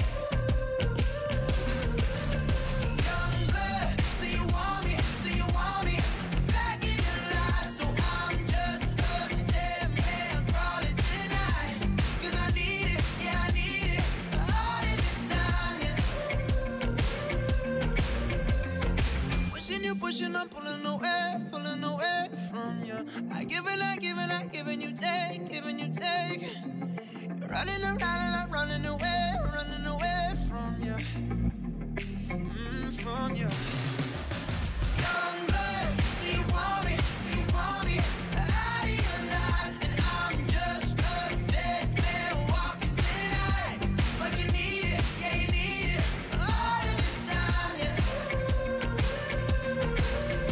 Young blood, see you want me, back in your life, so I'm just a dead man crawling tonight. 'Cause I need it, yeah I need it, all of the time, yeah. Pushing, I'm pulling away from you. I give and I give and I give and you take, giving you take. So we turn it up, yeah, we turning it up. They point out the colors in you, I see them too, and boy, I like them, I like them, I like them. We way too fly to partake in all this hate, we out here vibing, we vibing. Even when it's raining down, can't stop, so shut your mouth. And if you don't know, then now you know it, babe, yeah. Right now I'm in a state of mind, I wanna be in like all the time. Ain't got no tears left to cry, so I'm picking it up, I'm living, I'm picking it up. I just want you to come with me. We ought to know the mentality. Ain't got no tears left to cry, so I'm picking it up, I'm living, I'm picking it up. Even when it's raining down, can't stop now. Ain't got no tears left to cry.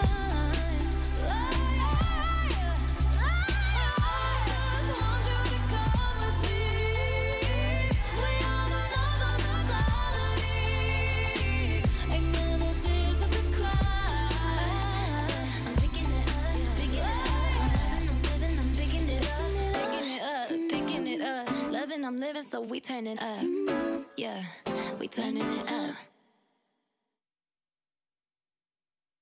아프리카 TV에는 당신이 아는 것보다 다양한 인종이 살고 있죠. 말 많은 인종, 발 빠른 인종, 잘 먹는 인종, 영리한 인종, 친절한 인종까지. 모든 게 컨텐츠가 되고 누구나 주인공이 되는 세상. 알고 보면 멋진 세상. Are you free? Africa TV.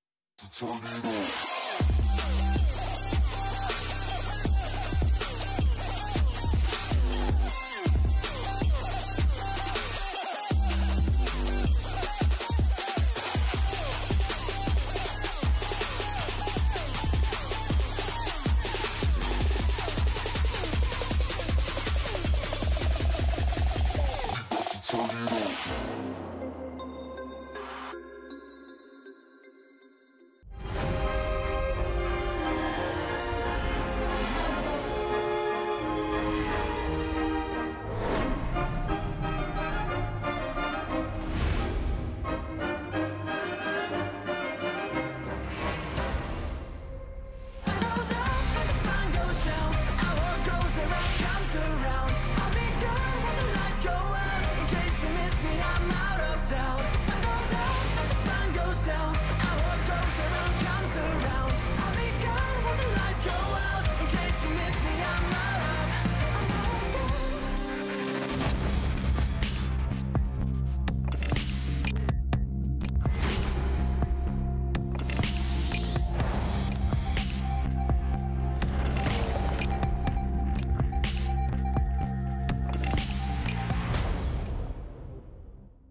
2018 GSL Season 2 Codex Overgrowth. Under pressure, you're a diamond, outnumbered, you're a lion, and you're fueled up with defiance. Tonight you're catching fire. Trust yourself, and you can move mountains, and you can fight giants.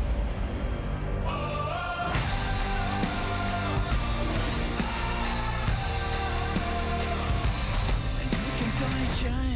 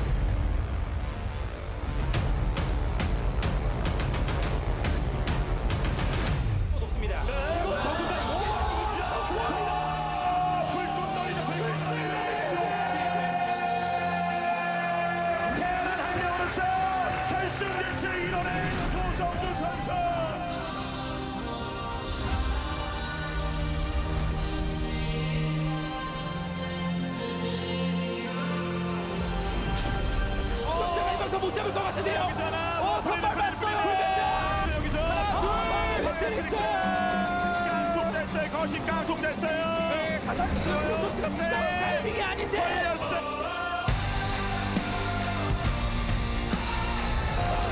우승으로 갑니까? 우승으로 갑니까? 이거 우승 없으면 방법이 없죠. 그래서 이거는 조선을 선택하고 있죠.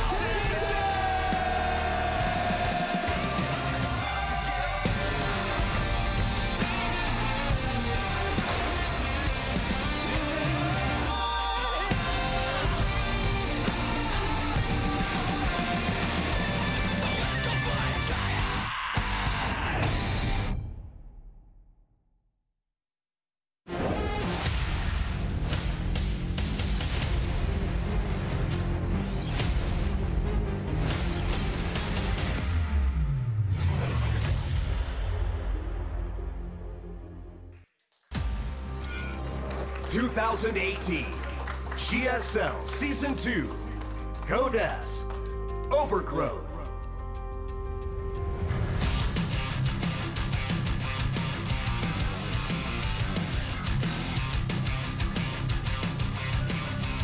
We're back in the GSL Codex, and we have a very exciting winners match coming up. Keen versus SOS. Keen is playing some of the best games I've ever seen from him. Yes. I think there is a chance he could take on SOS, but SOS is a very tricky, creative player.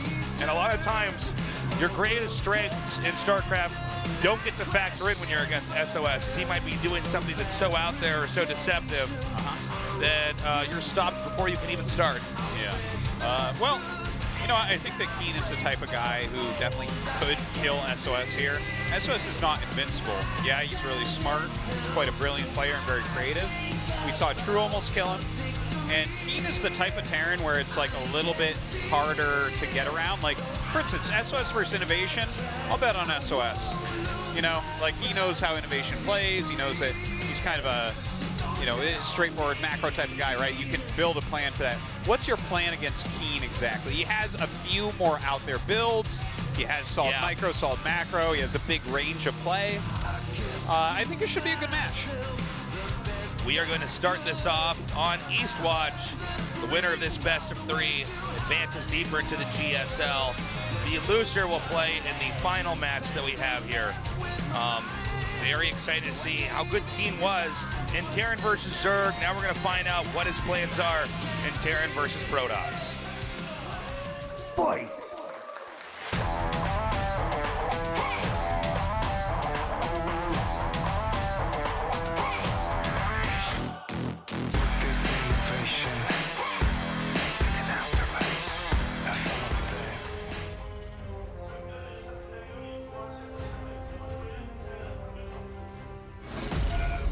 Team Revolution, Keen. his team proud today with his play.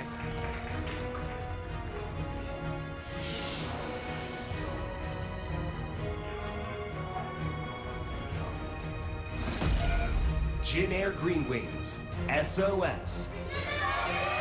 The two-time world champion. A lot of people cheering for SOS here. Yeah, well, I mean, he's such an exciting player to watch as well. So he's one of the people I really want to see win a GSL, and I want to see him win another world championship too.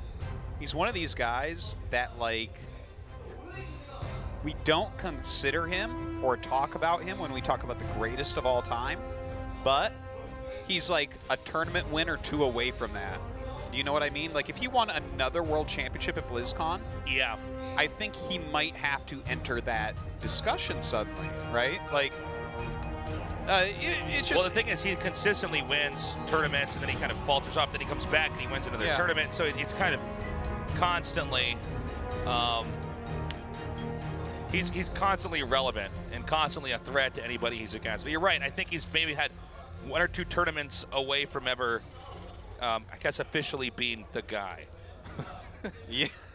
You know what I'm saying? It's funny, yeah. And, yeah. I think that there's like this... He's one of the guys. He's not the guy yet. Yeah, there's this set of players that's underappreciated in some ways for what they've done. Yeah. Well, I think the one thing that SOS has left us with is some of the craziest looking games we've ever seen. Yeah, yeah. You know who he kind of reminds me of, especially if he ends up picking up another big title like a GSL or Katowice or a BlizzCon? Yeah. Is Jelizerg, where it's like Jelizerg's reign of terror was over so many years. You know, it was like not all at once. A lot of top players, like Zest was consistent for a long time, but now hasn't won any. Well, he won a Home Story Cup.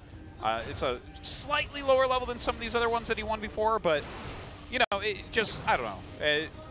Everything is, wow, that was a good pickup. So good. I guess everything is perception, right? Gotta get this SCV. Look at Keen. Keen's actually doing a pretty good job with it. Yeah, he's keeping this until he misclicks and cancels the command center. Yeah, no kidding. This is a really easy way to mess up. As long as that's on a hotkey that he's doing that. Well, we see it's... Oh, man. Uh-oh. Oops. Oh, man. Okay, the CC's going to finish. It's a quality Zella. Now the Stalker comes up. Yeah, that SCV's not going home, man. He's trying, though. He wants to go home. Oh, he just wants to live. Oh, he's going to get away. What? What? He got the SCV out of there. Are you kidding me? No, I think that SCV... I can't believe you cut that out of there. You can't. That SCV, Oh that SCV is never going to build anything again. He's going to be mining minerals for the rest of this game, ideally from the gas in the main. Are you kidding me? That SCV, if Keen doesn't make a bunker in his main base and just load that SCV in there, like that SCV needs its own bunker, okay? Yeah, he needs a couple of them. If it gets attacked, he can run to the next bunker. And he needs a medevac just floating there, just in case the main gets invaded. He can pick it up and boost it out. Yeah. And then he needs like a command center he can get inside to hide and stuff. You don't even morph it into anything else. Yeah. I can't even believe he saved that SCV. You know what? Keen's winning GSL this season. That's it. That was just too ludicrous. That SCV had no business being alive anymore. Not only did it finish the command center with a Zealot chasing it nonstop, but then Stalker came and another Stalker came. Yeah. SCV's like, nah, I'm out of here, bro. He parkoured. That thing almost had jetpacks like a Reaper, okay? The Reaper couldn't get away from that Stalker, and then the Stalker comes across the map, met his match with that SCV. Met his crazy, match, man. By the way, there's a proxy pylon in the center left, and the gold base is being taken here by SOS. Dude, I don't care, man. Let's talk more about that SCV. Talking about this gold base like it means anything. You're funny, Artosis. Look at this fake medevac coming up. Yeah. Now, here he goes. Unfortunately, there's nothing here, so he could have... Imagine if he had Widow Mines in there. If he had actually dropped something over there. Yeah, watch this. Ah! Psych. Keen! I love Keen! He's so cool! Yeah, I mean, it's funny because that doesn't do a lot, but It does do something. Yeah, slow him down from mining a little bit. Yeah. It's really risky if that gets shot down in the sky by those stalkers that are out. Now, stalkers are headed towards SOS's base, but Keen's already out on the map. This second medevac is going to merge up. Hold up. Oh, no. He loses one straight off the bat. All right, well, I mean, there's a bunker there. He can micro against the Widowmine, obviously, but should turn around, and he does. But can Keen do any damage over here? This Observer's about to spot the 2 medevacs and the Marines. SOS still microing a bit here. Okay, SOS is going to recall back. She might have enough stalkers as it is here. Okay, he's coming in, going right for SOS. Actually going to get this pylon here. Oh no, in the core, that's even better. Yeah. No more stalkers for you. Yeah, that's actually a big play right there. You got to remake that immediately. Can only make slow zealots at the moment. Really interested to see how he's prioritizing some of these attacks, then going for the robo. Yeah, it looks like he sent a mine into the gold base, but I think the cannon might have killed it before it burrowed. Wow, he's getting a decent damage done with these Marines as well. If he gets out with the medevacs, that is totally quality. Yeah. Look at that. He got those, he got so many stalkers, robo, and the cybernetics core. Pretty awesome. That was really impressive. Hey, look at units lost. Notice how there's not an SCV there. Continues to haunt SOS. Yes. So SOS is going to make a bunch of gates. Obviously, he can't get another robo until he gets another cybernetics core. So this is all that's true too. Yeah, that's so funny. I had almost forgotten about that. I saw the cyber core was making. Then I'm like, well, where's the robo? That's weird. But, oh God, I don't even think of things like that because like this is such a rare how often occurrence. do we have the core killed and then the robo killed, and we have to be like, oh yeah, of course. Of course, you can't make that tech anymore. Yeah. Imagine if you could just make the robo without the cybernetics core. I mean, well, that a lot would of be really pretty weird awesome. builds. Keen might even want to try to attack out again. Keen also taking the gold base right now. Oh, low HP medevac backed up. I would love to see a scan here. And if it's TY, he would scan that immediately. He would know there's an observer there. He is going to, right? He just walked under it. He's moving his units too much here not to see that. Come on. Scan it. SOS is going to try to snipe down some workers. Now, this is going to get a lot of SCVs. This is a big play from SOS. Yeah, blinking in there as well. Actually, Keen is just going to evacuate and go up towards this gold base. Can he kill the gold base? There should be a recall. It might be time to utilize that. He needs to know that Keen is on the other side of the map already. Well, I think he's already figured that out. Yeah. By the way, the Robo Bay is just about to finish up here, so it's been no Robo units for some time now. Nice blink away. He has recalled some of that. Oh, he actually cuts off some of the army there by destroying some of those structures. Oh, yeah, very well done. Some good splash damage on those zealots as well, definitely injuring them quite a bit. But SOS has 1-1. He has his charge upgrade done, so this is still a very scary army, and Keen has to pull back. Okay, Keen is backing up. Despite all the great plays from him, SOS is growing at a pretty scary rate. But Keen has now got reinforcements. Again, getting the gold base would be ideal here. I don't know if SOS's army is necessarily sophisticated enough to take on what Keen's about to throw at him. Well, it's definitely a scary army, but SOS is going to have 2-2 soon, so if he can hold on, that's going to really help him in these battles. But Keen is pushing it right now, realizing he does have a bit of an advantage. Zealots are streaming in. The kiting is very good here by Keen. The Liberator was shot down, but I feel like Terran might just have too much. Oh my God, but more Stalkers coming up. That 2-2 is just about to finish. It is a big deal. But with no Zealots, he doesn't really have anything to tank against all this. Wow, Keen really good at prioritizing attacks in this fight. Probes are pulled. Keen not taking really any melee damage. Oh my God, dealing a ton of damage here. The Probe's trying to run. He picks off a ton of them as they get out of here. Of course, SOS is taking another base. Keen continues to push forward. It looks like he's trying to go for the kill. He's actually going to go for a kill and not try to take out a base. Ooh, is that the right play? I don't know. It might be because he doesn't have an armory, right? So he can't even get more upgrades. He's playing against 2-2. If he doesn't push his advantage now... Oh my God, there's no workers over here. Yeah. Those Zealots are going to slow this down, but I think if he could just pull the trigger right here, right now. Oh my God. He could get this Robo. There's a Colossus coming out right now. Oh, he blinks under these Liberators, and the mines just go to town.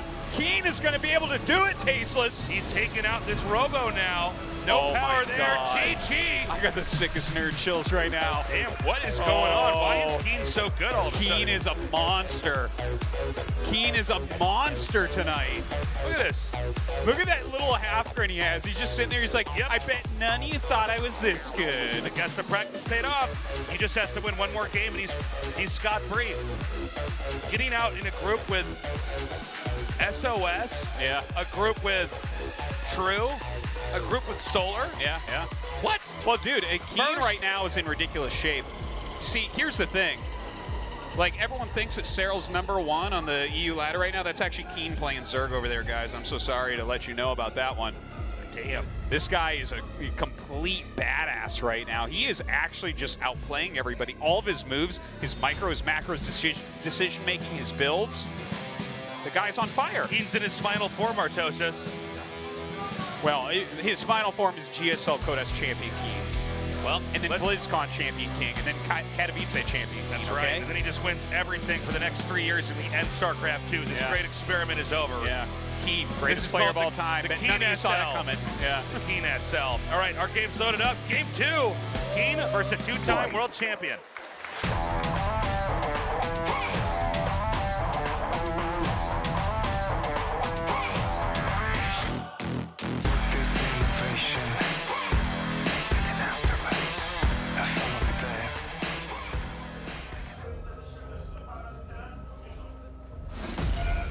Team Revolution. Keen. He's just on fire today. This play is just so legitimately good. You know, so many of their games, we'll see the Terran, when they get the edge in the fight, Protoss is backing up, always go for the pylons. Yeah.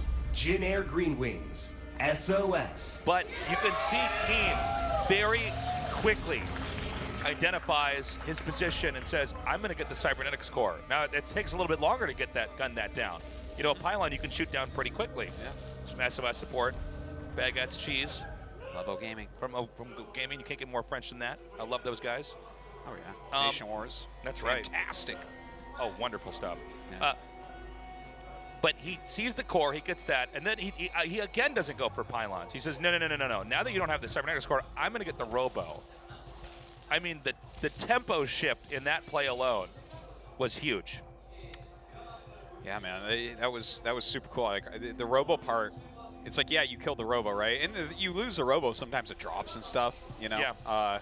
But then you remake the robo, and I just wasn't even thinking about. Yeah. I wasn't connecting in my head that like he also killed the building that lets you make the robo. robo. It's, it's not something that you see that often, right? Yeah, no, exactly. It's like.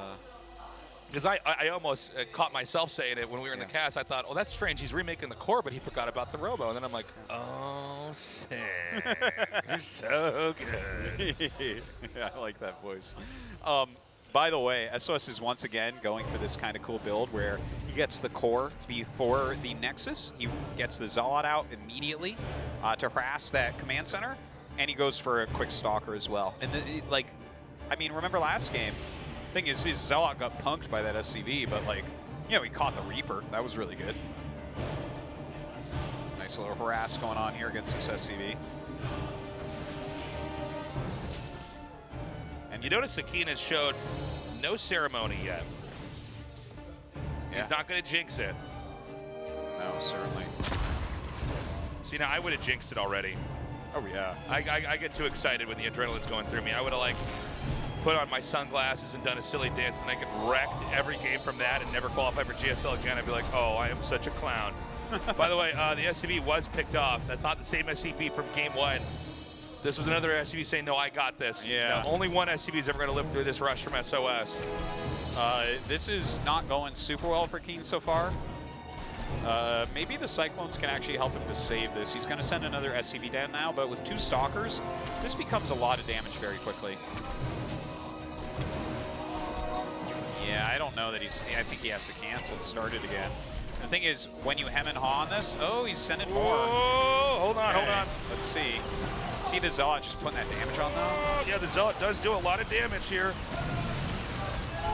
Oh my god. There's going to be another Cyclone popping out pretty soon. Oh god, I missed micro. But I guess he saves the command center. Okay. So had he lost the command center, the game becomes a choose your own adventure for Protoss where you always win. Just flip to any page of the book and it says GG. Yeah. So that was a great save by Keen. Clutch play for sure. And by the way, you can tell SOS was microing hard back there. Oh, yeah, yeah. And he microed well. And in fact, I would say he out-microed Keen there. But Keen ends up holding. It's 3-gate Stalker that's going to be the name of the game here with Blink. He's already getting his shield better because he's seen Cyclones. He's seen that there's a reactor on there as well. But it's actually Hellions being made.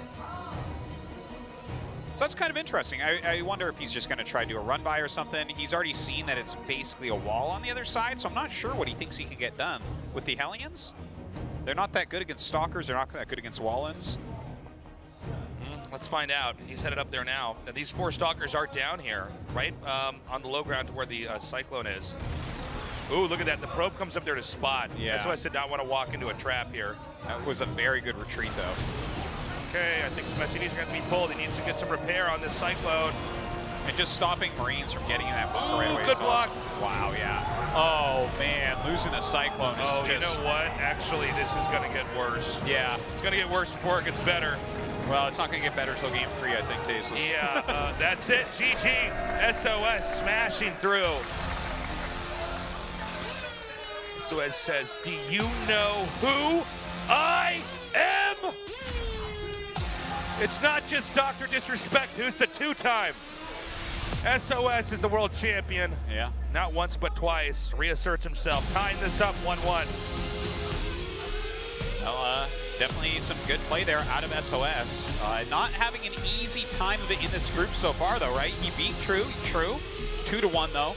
Here he is, 1-1 against Keen. And yeah, he won that game with kind of a dedicated rush build, looking to hit what he hit, and he hit it, and he did a good job. But is he going to just stay on this build order? Don't know.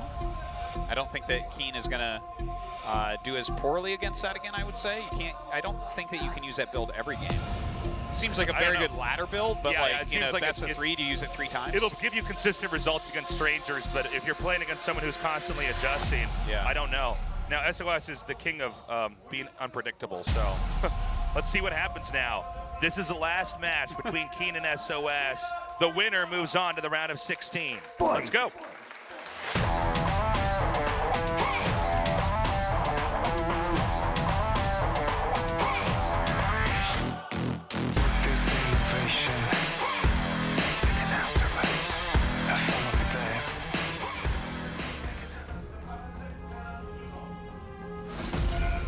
Team Revolution, Keen. Well, everyone's going to drop a map in this group, right? Even the best player in the world, Keen. Yeah.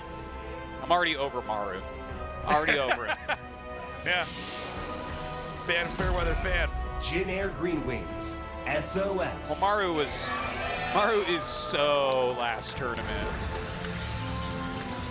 Last several tournaments maybe, but. Ritosis, we have 1 day off tomorrow. Yeah. We're coming right back. Oh, no, I guess I'm coming right back to cast on Friday.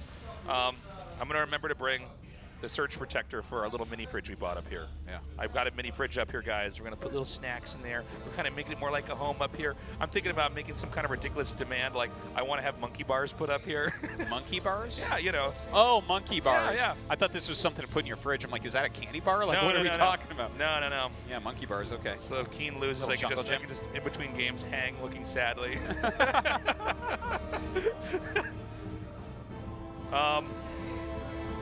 Let's see what SOS and Keen have in store for us. Keen's used a variety of styles, but again, the thing about SOS is he's really good in almost any given situation. Like, he handled that so perfectly from start to finish. By the way, yes, a little bit of a change here from Keen. Popping out of Marine right now. SOS, though, went for a normal expansion. So he did change it up, and Keen changed it up as well. This isn't the biggest deal that Keen has gone for the Marine. It's just kind of sitting there defensively. Wow, look, that's kind of a bigger deal, though. He's building a bunker blind when nothing's coming. Well, I think this is kind of a freaky moment here for Keen, right? He completely takes out Solar. Then he beats, in a pretty handedly fashion, SOS in game 1. Yeah. Now, SOS was pretty slick in game 2, but I think this is kind of a moment where maybe Keen's getting a little bit cautious. You know, right before you you deliver some surprising results. You're going, whoa, whoa, whoa! I might actually do this. I mean, I know I practiced for this, but this is happening. Yeah. I just got to keep doing this, and maybe he's second guessing himself now. Well, you know what? It's not like it's horrible, but yeah, you know. the bunker, like, he doesn't necessarily need it. It's but like the less fact than that ideal. The fact that he's going for a command center, a third command center behind this, makes it a lot more okay in my opinion. He's getting a really gigantic economy, and there's absolutely no way that SOS can figure this out. Tosis. We got a Dark Shrine coming up here. Okay. Oh, you've got to close that. Yeah, you can't see it. The shade vision is not long enough to see that third command center. Now, the Dark Shrine, like, I mean, this is hit or miss. Either it's going to hit Keen when he doesn't have scans, or he's going to have scans and SOS is going to get rickety wrecked because there's going to be 3 orbitals. When you have 3 orbitals this quick and someone's going for this, man, woo, woo, woo. Say it with me. Woo. Yeah. I don't know, man. This is very SOS here to get the Dark Shrine now going for Blink. Game 3. By the way, guys, SOS is probably the scariest player in, like, best of 7s. Because he does have such a wide variety of styles. But best of 3s are actually, I think, where SOS has a much harder time. Because he does do a lot of risky out there builds. He does mix it up, you know? And just group stages in general. You get SOS into, like, a round of 8 scenario where it's best of 5s, 1 match a week. That's where SOS becomes a god, you know? Okay, we're about to have the warp in. So you see where that pylon is. Oh, 6 scan. peekaboo! Okay, so he's actually going to rush into a Raven now. If he has another scan waiting, look at this. DT warping in, that's a great warp location. Yeah, and he has a scan. He has a scan ready right now. Just needs to get his Marines close. Oh my god, it's going to get to the corner. Are you serious? Oh! What? He slipped up. It fell back into the scan range. Quite a mistake right there. Did the other DT get in the main? Wait, what? No, no. There was another DT. I'm not sure where it went. Maybe it walked into the bunker and died. He's getting DT Blink chases! This is madness. Oh, yeah. Yes. Fear Dragon right now wiggling in his seat. This is crazy. I mean, we never really get to see this. Okay. It's going to be a little while, though, before that upgrade finishes. Dude, there is going to be a Raven out now. I'm so excited because this is like macro Blink DT. Yeah. He's getting all sorts of blinks. He's even blinking his eyes to keep them moist. SOS. The Blink Master. Okay. Dude, this is so cool. He's getting 2 Forges and a 3rd Nexus, man. Like, this isn't just like Nightmare's Blink all in. This is so... Oh. Tasteless. Today is the greatest day of GSL. I'm curious to see how this is going to pan out.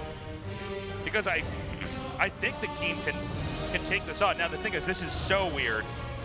I mean, this is very much an SOS play here. Well, I think SOS is just going to harass with these. Things will come out. He'll swipe at him. He thinks a scan will occur and he'll blink away, but really what's going to happen is a Raven's going to fly out. So the blink won't be as easy. But literally, if you save 1 DT 1 time with blink, it's worth it. Because it costs less than a DT. So it's like, it's a cool upgrade. I think not enough people get it, to be frank. But we'll see what he actually gets done with it. There might be a lot of people doing it now after this game, Artosis. I hope. I think the win rate of Protoss is about to go down the ladder, though, if that's the case. It's pretty hard to utilize these right now, especially the Raven there. Yeah, just kind of continuing to back up, possibly even baiting this. There are DTs on the bottom here. This is so I mean, fun. SOS is pretty good, but this could be telegraphing this. But of course, he he's doesn't gonna know blink that into the natural. Okay, check this out. That's cool. That's cool. Da, da, da, da, da, da. Oh, he's waiting for the blink to recharge so he can get out after your asses. Oh my god, he's so good. Really smart. Really smart. Yeah, you know, this is going to catch Keen off guard for sure. Yeah. Oh no.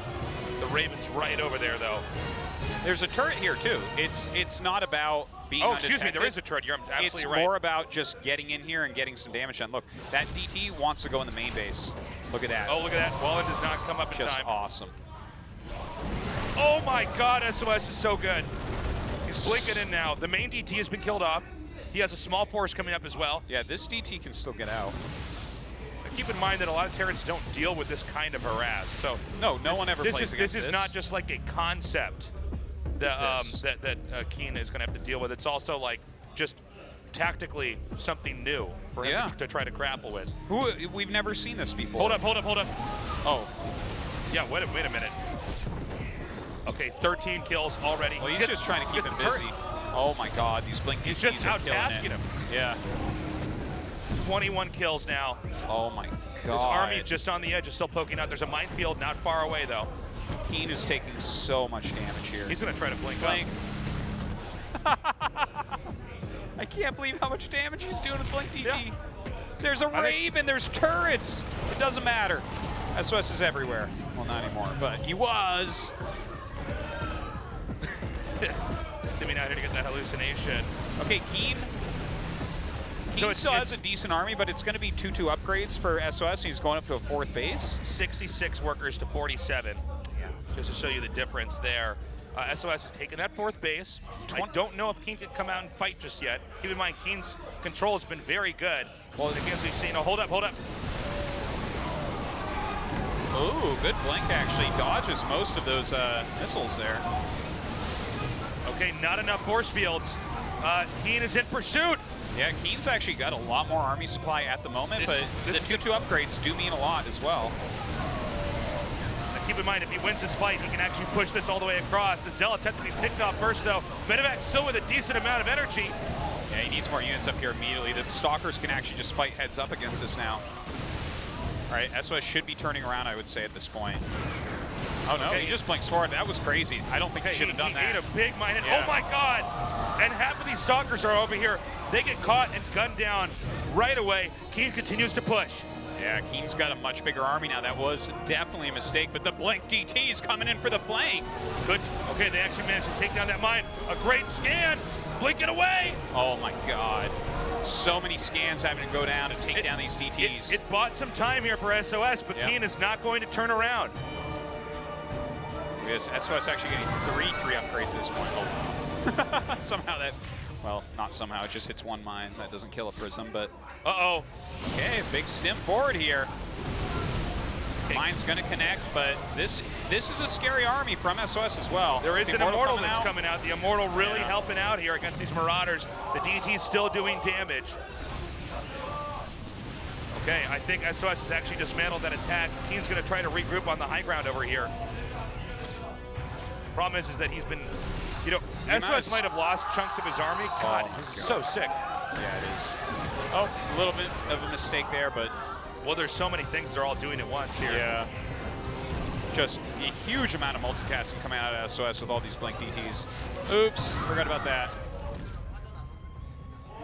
This has just become such a slugfest of a game. Yeah, Keen still has more army supply, and he still has a little window of time where he's only, quote-unquote, only down 2 upgrades. When he gets down 4 upgrades, about 2 Stalkers and a Zealot will be able to kill his army, though. Okay, now there is a drop in the main here. It's time to get that Dark Shrine. Yeah, get rid of that Dark Shrine. Get that out of this game. Yeah, of course, 2 DTs warping in right next to his army as he does that. The final DTs. Okay, he does they blink away. Those away. What a game, man. Yeah. So cool. Again, the DT can blink inside here. Ooh. Keep in mind how many workers have been killed throughout with this. Keen might have actually crushed SOS with his push had he not done this strategy so well. Yeah, I think he would have. It's really the multi-pronged Dark Templar blink harassment, which I thought I would say, but then I never said, but now I finally said. Thank you, SOS. SOS always stepping it up. DT's coming out again now. Again, you can just slow drip these DTs into the bloodstream of Keen's base. Yeah. Taking out SCVs, it really is a hassle. Every time Keen moves out, there's going to be another DT coming in.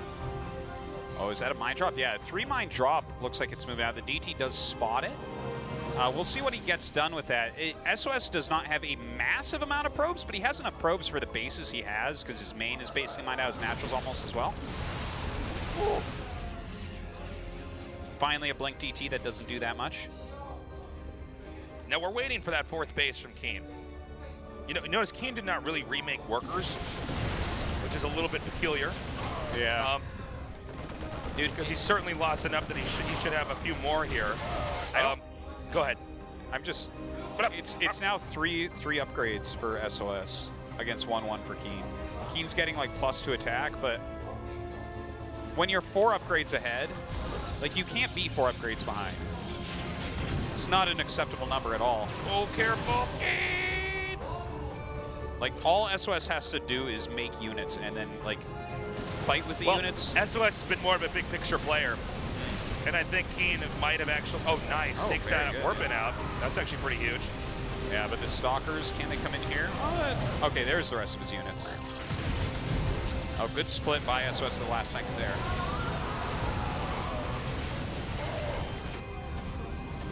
That Immortal, man. It's like, take 65 damage! Yeah, I think SOS has just had a more complex development in this game. I mean, Keen's army looks scary, but like you were sharing, the upgrades are the real story. Yeah, well, he's got Widow Mines and he's got EMP now, so these are like reasonable things for him to try to utilize. There's not even a single sentry with SOS's armies. That's something to consider as well. A single sentry would add quite a bit of armor. But if he can hit good EMPs, right, that kind of negates a little bit, right? Maybe some good splash damage on the Zealots. Yeah, maybe the Immortals are going to be pretty tough, though. The Warpin happens here in the main. This is to pull away some of the army that Keen has, get Keen's attention up there in the main, and then this big army's going to come out here. Whoa! Very good EMPs. Great EMPs there. Pretty much everything EMP'd out. But this area, it's not enough surface area for Keen's army to really come out. In fact, I think SOS is going to power through this. Look at this, blinking in. Yeah, even with great spell casting. Yeah, this should be game here. The Widow Mines almost did nothing there as well. The Zealots were coming in like 2 at a time. He's going to back up. I actually was sure he was going to keep pushing there. Huh. Well, he doesn't need to like over push anything. Yeah, he can just make a few more units. Yeah. Try to come out again. Regain a bit of shields, you know, make more units at home, let his Immortal cooldown happen. Yeah, I mean, he's just going to keep poking away. Again, Keen with no 4th base has no real development in this game. Yeah. He's getting +3 attack now, so he does have that +2. That's important. His army's so small, though. And Keen's going to try to push across the map. There are 2 Colossi about to come out. Wow, does that thing have +3 armor, too? What's going on? I know, nothing is dying for SOS. SOS started that Dark Shrine up again. Okay, now with the Colossus here, this army is toast. Oh my god, +3 Colossus. Pretty good, I hear. We might even see Keen tap out. There it is. SOS wins, and is our first player to advance. All right, I think people expected him to win the group probably. Yeah. But I don't think they expected to be against Keen there. I don't think they expected him to drop maps against True and Keen. That was a close, good match. It really was. SOS is going to come down, and we're going to have an interview with him, see what his thoughts are now that he has advanced. Now look at Keen. Imagine what's going on in his head. He was so close to getting out. The other players in this group are still good. Even though Keen is delivering the games of his life, he still might not make it out. Yeah, his story might still end here tonight. Well, that's what happened previously against Maru, right? He was supposed to beat Maru and get through, and then he didn't, and it's like, wow, Keen played really well tonight, but didn't advance. Hopefully that doesn't happen to him again. I don't want some sort of weird Keen curse where he can't get out around a 32, but he's actually around an 8 player. 네, 역시 김유지 선수입니다. 시조의 1위 진출자 만나보겠습니다. 축하드립니다. 네, As we expected, SOS made it to the round of 16. Congratulations. 1위 Thank you. 진출입니다. 먼저 김유지 선수 소감 들어볼게요. I want to hear what you have to say. 는 좀 많이 해왔는데 오늘 그냥 다 게임 I actually prepared a lot for today's matches. 전부 다 집중으로 게임했던 것 같아요. I think all of our games ended up being kind of weird today. Some of the builds I was going off of spontaneously. Let's talk about the third match. 이런 이야기는 혹시 알아들으시겠어요? 네. Korean casters. 이거는 어떻게 mentioned a lot of 준비하시게 that 된 about that 거예요? Blink GT play. How did you 원래 prepare 제가 that build? 레드에서 게임을 해보다가 네. 토스가 너무 재미가 없어가지고 그냥 네. 좀 기발한 걸 I feel 계속 bored, 해봤는데 이게 so I've been trying to 하다 find some new 보니까 strategies to test out. 되는 Something new and 빌드길래 special. 그냥 상황 나오면 써야겠다 했는데 I noticed, okay, well, 오늘 상황이 나와서 probably 쓰게 된 것 같은데 this Blink DT 그 build 전에 막 should 실력자 actually work 흘리거나 pretty well. 실수가 좀 많아가지고 People aren't using it yet. 좀 너무 So I thought I should 지긋하게 try 됐던 것 testing it 같아요. out here in the 이 전멸 GSL. But I 암흑기사 actually made a 외에도 lot of mistakes when I was 다양한 doing that strategy 빌드를 last time. I 1세트 때는 didn't control my 똑같은 stalkers 빌드로 that 시작을 well. 하셨어요. 광전사로 국토관을 푸시를 했는데 사실 1세트에 상대방이 그렇게 멋진 피지컬과 컨트롤로 막아내면 2세트에서 또 하기 So on the first 어렵거든요. map, 똑같이 시작한 이유가 뭘까요? 그 빌드가 테란이 서치를 안 your 하면 opponents 토스가 push really 무조건 well. 유리하게 출발할 수 You seem like you 있어가지고 네. 상대가 서치할 때까지 할랬는데 둘 다 두 번째 But you 판도 안 actually used the same build 하더라고요. in the second time 이제 around, 세 which is 번째 have normal and a 판은 best of 좀 three. 의식할 것 같아서 안 했는데 막 Yeah, I was 벙커가 expecting he was going to do more 있어가지고 scouting, 제가 but he didn't. 유리하겠구나 싶었어요. 황규석 선수가 멘탈에 And I noticed when I started, 같아요. 김유진 I thought, 선수는 okay, once I 경기를 got in front of 하실 the 때 bunker, I knew it was over. 상대방의 멘탈을 흔드는 그런 재미 혹시 느끼시나요? 그건 I think you might have 아닌데 hurt team's 일단 mentality here. 이기는 것도 이겨야 되지만 제가 재밌어야지 네. Can you 제가 feel your 게임을 opponent's 오래 할 수 있기 frustration, 때문에 최대한 즐겁게 해보려고 when you're in the 노력하고 game? 있어요. No. 네, 김유진 All I'm 선수가 trying to do 즐겁게 is 하다 보니까 have some fun 저희도 and win 참 the game. 보는 재미가 있는 것 같습니다. 자, 이렇게 가볍게 32강을 통과하고 16강에 SOS 올라가게 definitely 됐습니다. entertained us today with 사전 those games. 인터뷰에서 어윤수화되고 있는 것 같다. 이런 이야기를 하셨어요. 이 작년 준우승이 아무래도 좀 In that interview that we had 결정적이셨겠죠? before the show, you mentioned you've kind of become like Sue these days because you've been spending a lot of time with him. 준우승 했을 때도 네. 암흑기사 tell us more about 전멸을 that? 준비했었거든요.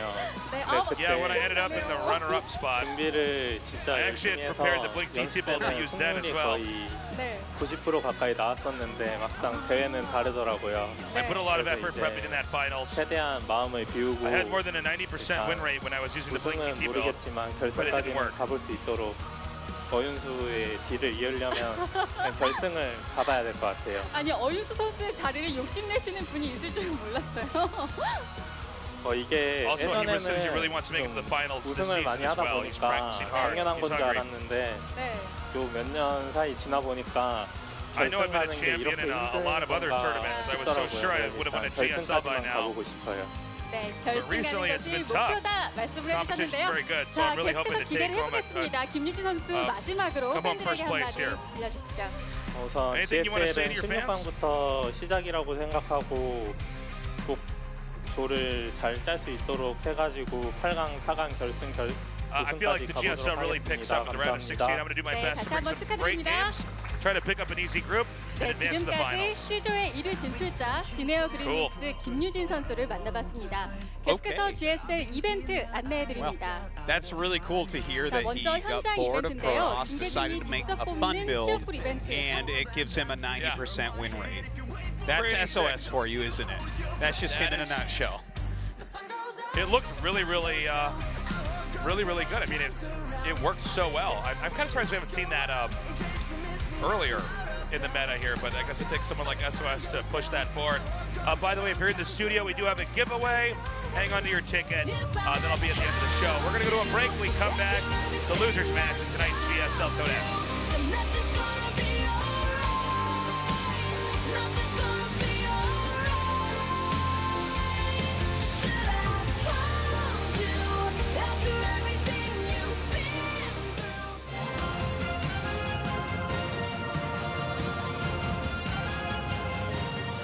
(2018) GSL Season 2 Codes Overgrowth.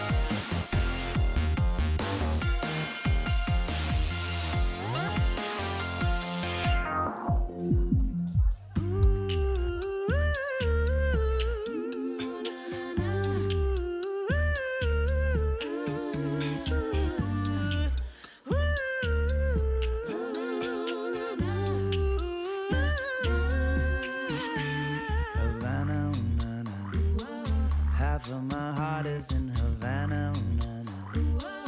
He took me back to East Atlanta, na, na, na. Oh, but my heart is in Havana. There's something about his manners. Havana, ooh, na, na. He didn't walk up with that, how you doing? When he came in, He said there's a lot of girls I can do with. oh, but I can't wait for I'm doing forever in a minute. that summer night in And Papa says he got Milo in him. He got me feeling like, ooh, I knew it when I met him. I loved him when I left him. Got me feeling like, ooh, and then I had to tell him I had to go. Oh, na, na, na, na, na. Havana, ooh, na, na. Half of my heart is in Havana, ooh, na, na. He took me back to East Atlanta, na, na, na.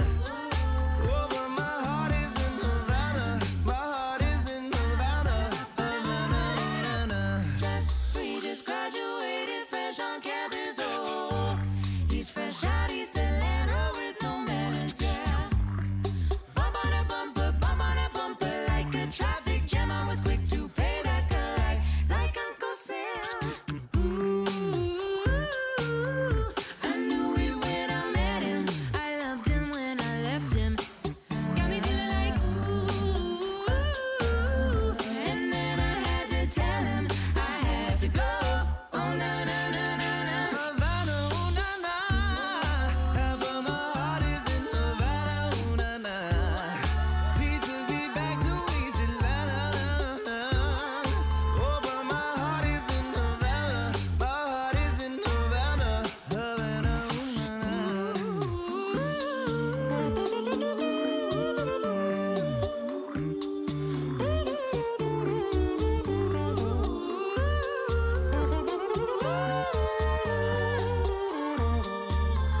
Havana, ooh, na, na.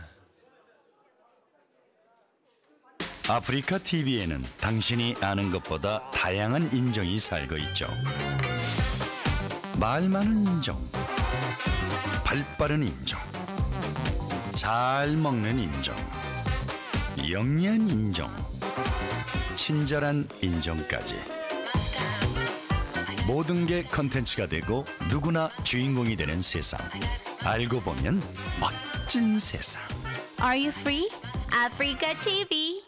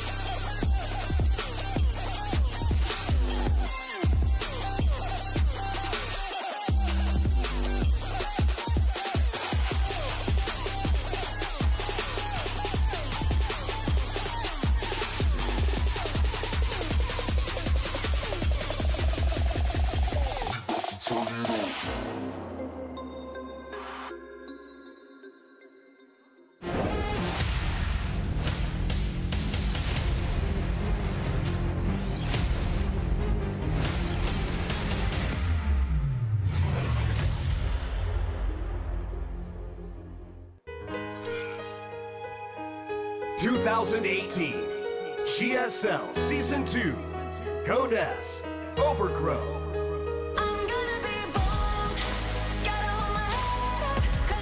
Welcome back to the GSL Codes. We are about to eliminate a Zerk player. True versus Solar is up next. Yeah, nice little ZVZ coming up. You know, this could be hard for Solar, to be honest. True is a very aggressive player, and he brought Dark to 5 games. That's so right. He's dangerous. You don't know what could happen here. Keen awaits in the final match to face off against the victor of this best of 3. Keen, by the way, showing the best games we've ever seen from him. Already 2-0 Solar to knock him down to this position, and going 1-2 against SOS. Yeah. SOS pulling out crazy DT Blink harass strategies, not a DT Blink all in. That was so sick. That was just a total delight to cast that. Yeah. I'm just just excited about the potential of Blink DTs in the future, man. Oh yeah, I always wondered why we didn't see it more, but you know, people are stubborn and it's hard. It's really hard to do. It does cost a lot for a DT, but like clearly on some of these locations they work out very well. So going into this game, Acid Plant, Blackpink, Catalyst. It's ZVZ, man. Who knows? Especially with True here, he's such an aggressive player. Let's see what happens. This is game one.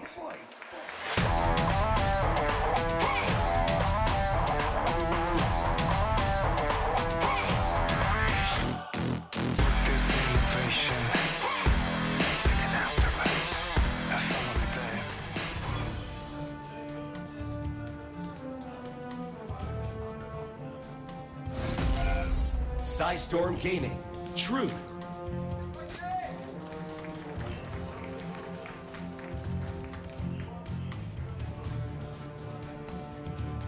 What was that head shake? Oh, I didn't see it actually. Did he shake his head yes or no? It was one of those oh, like quick head to the turns side? to the side, yeah. Oh, he probably did something like made a drone late or, you know, something. Mismined with a drone, something like that. That's normally when you do one of those. A couple expansions going up. Sit here and wait. Look at that CVZ tab. from Denmark. Support for True. Just to cheer for True. That was that was a good removal of the glasses as well. Yeah, that was good. We should both just start wearing glasses that are like not real, just to see if people start deciding that we're smarter. I've just been informed the fan from Denmark just got a giveaway. Oh, really? All right, excellent. That's what my producer told me. I don't know. I wonder if what type of gift. He was pumping his fist, so yeah, he definitely got something. So yeah, congratulations to you. But imagine if we both got fake glasses, but like people just decided that we sound smarter because they just see us and we got. They probably would. It's hard to make me look smarter because I already look so damn smart. You do look like a smart-looking guy, Artosis. Yeah. We might have to make you look dumber. We might have to give you one of those little hats with a propeller on the top of it. Maybe I'll just get a beard like you. You should. You look smarter, but I look wiser, Artosis. I'm seasoned, presidential. Keep telling yourself that, Tasis. That's what I tell myself every morning when I look in the mirror. Yeah. Good morning, Tasis, you presidential-looking guy, you. Now, we're going to have the third hatchery taken. I don't know if True's going to take a third just yet. Oh, no, he's going to send his drone out as well. Okay. And for the time being, everything's been mirrored. We do have 4 lings coming up from True. We're going to have to see if there's going to be any more lings coming up here from Solar. But it's not enough lings to really cause any alarm just yet. No, not yet. But it could become such at any time. Bailing Nest for True coming up. I think he's going to be playing a little bit more defensively here. Okay, so here come the 4 lings from True. Uh-oh. Uh-oh, indeed. Wow, there you go. Nice control. I was surprised about that. True was going to lose that. Yeah. I guess these two are weaker, but he can still run away and then have the queen can cover. Yeah. He would have lost. Ling tag team here. Now these 2 lings are going to come out. Okay, so Solar is the one putting on the aggression here. A ton of lings on the way and a roach warren. So he's skipping Baneling Nest, going directly into those roaches, keeping the pressure on with lings. But the Baneling Nest is going to finish for True here momentarily. If he makes Banes immediately, maybe he can hold on to that third hatch. Yeah, the Baneling Nest can definitely be good for defensive purposes like that. These lings are already headed down now. Now, as long as he controls the Banelings well, he should be able to get this. But Solar hitting this third hatchery here. I don't see anything to defend. I mean, this is too many lings. You can't get a Baneling over here in time.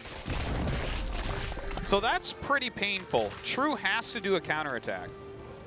He's actually immediately making a new base, and Solar just goes over to it and forces a cancel. Really good play from Solar here. Solar is just trashing True so far. So I guess the big problem I see he here. Gets a scout in the main. Look at this. Everything. I think the big problem here is it's so obvious that a counterattack has to occur that Solar is blindly making roaches right now. So he's just going to have a bunch of roaches. Then Ling Bane's going to come over, and it becomes pretty hard. You know, you pick off the Banes with the roaches, and what do you do? It's pretty straightforward. Yeah. Let's see if True can do anything with this counterattack. He's going right up to layer. Not surprised to be seeing that. I think he could go into mutas from here. That might be the only play that gives him a chance. This is going to be tough. Again, Solar actually unable that time to get in there and do any scouting. Here's the rush inbound now. True's headed up here to the top left. Now he might try to send some Lings over there into the expansion and then have some other Lings come down and attack that hatchery. Or this one right here. He is moving some Lings over to that side, but this is such a solid amount of roaches right now. It's, I can't see True getting too much done at the moment. Well, basically Solar's done a really good job of shutting True out of options. Yeah. He's going to try to do this multi-pronged attack. It seems like there should be enough roaches all over. Yeah. And they're like sitting in good locations as well, where you can't get full surrounds, and Lings need really great surface area to beat roaches. Even having those Lings over there just hugging the top of that ledge so the Lings can't actually go around without taking a lot of extra damage there by those roaches. I think the play from here for True is to keep his Lings kind of postured around the map, and that'll keep Solar in his base for a long time. Oh man, he scouts a Spire. I think that might have been a little bit obvious anyways, but if he can just threaten counterattacks, that might be his best chance here, right? Let him get it back into the game by having some Mutalisks out and then switching up into Roach Tech. He's definitely making a bunch of drones behind this, trying to catch up in that way. And he's actually made a lot of Zerglings at this point. And he's even making Spines. Okay, so he's actually preparing for a big attack, I think? Hold up. These Lings have actually come through. Oh, yeah. This might be the damage that True needed to pull off. We already have about 5 drones killed off now. Yeah. Queen in a very good position. And it's actually still just, okay, now it's up to 6. 7, Not 8. Not bad. Yeah, that was good. Yeah. I mean, that was really what True needed, something like that. Yeah. Oh my God, Solar's gonna knight us. Okay. Cool.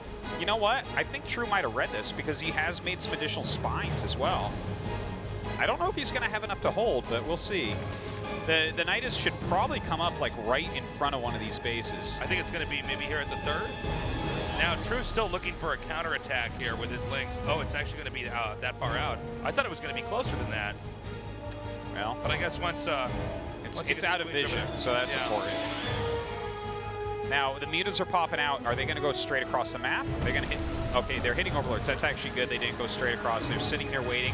A lot of Queens, a lot of energy on them. The Queens, of course, can combat the Mutalisks. Lings are coming up. They're going to get this Queen over here as well.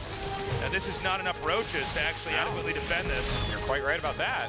But the damage that's being dealt so quickly here from Solar, and again, if those Lings are counterattacking, they're obviously not going to be able to help defend over here. Yeah, even though his Lings are doing something, I think there's too many Queens for the Mutas to actually focus them down at this point. He's actually even losing one there, a little bit sloppy. Tons of damage being dealt. Yeah, I mean, as more roaches are made here from Solar, he'll eventually clean up the attack from True. Over here in True's base, I don't know if this push can be stopped. Yeah. This is incredibly difficult for True right now. He actually has a drone lead, and truth be told, his tech is better. It's just there's too many Queens here. Yeah, it's the position already. Now, he did take out the Nidus. So we could see that started up again here, really. We've seen 3 or 4 mutas also just kind of rallied through the Queens that ended up dying. 3 or 4 more mutas here, and he actually can start killing Queens. There's a lot of transfuses, look, you can though. see the Nidus right here. Queens cover this. This attack's not done yet. True's been disjointed right now. Now, there are these counterattacks that are happening. I'm just worried it's not going to mount the same kind of damage. Oh, he's actually picking off some of these Queens. Very nicely done. More roaches coming out, though. Already these drones are being taken out. I feel like we're almost to the end of this game. Yeah, very close to it. Once you get up into the main, that's when you're going to have some problems here. He's trying to come back in and snipe Queens when maybe Solar's not paying attention. He gets one there, but double transfuse on the next. Problem is the sheer number of roaches. Even if the Queens end up fighting the mutas, the roaches just come in here and can just take out all the workers, all the tech. Solar's on top of his transfuses now. Yeah, well, he's almost out of transfuses, but yeah, it's just a bit too much damage. Solar's early and mid game there were basically perfect. He hit the Lings, right? Getting a Roach Horn behind it, blindly making roaches, knowing that True had a counterattack after that third base was canceled, and then it was canceled again. And it was just, the defense was too good. True got way far behind, and he tried to go into mutas, but that was just like solid, solid, solid from Solar. Great play. True really feeling the pressure right now. Keep in mind that from start to finish, Solar basically handled that perfectly. He was just really, he was riding him, to be honest. Well, we're going to see some better games coming up here from True, or I think Solar is going to 2-0 this. Okay, our next map going to be Black-Pink. Different type of map coming up. It looks like it's True's pick, so a little bit more comfortable here. A lot of different attack paths he can move down with the Zerglings. Just that first attack from Solar so strong. That really set the pace. True needs to pull it together. Again, Keen is waiting in our final match to face off against the victor of this best of 3. Right now, Solar up with a 1-0 lead. Let's go. Fight!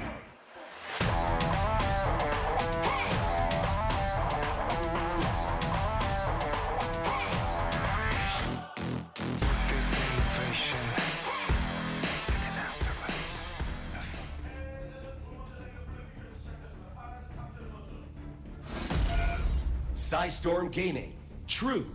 On the edge now. He's been playing well tonight, though. I'm not like disappointed by any means from his game so far. Maybe game 1 against SOS was really his weakest. Splice, Solar.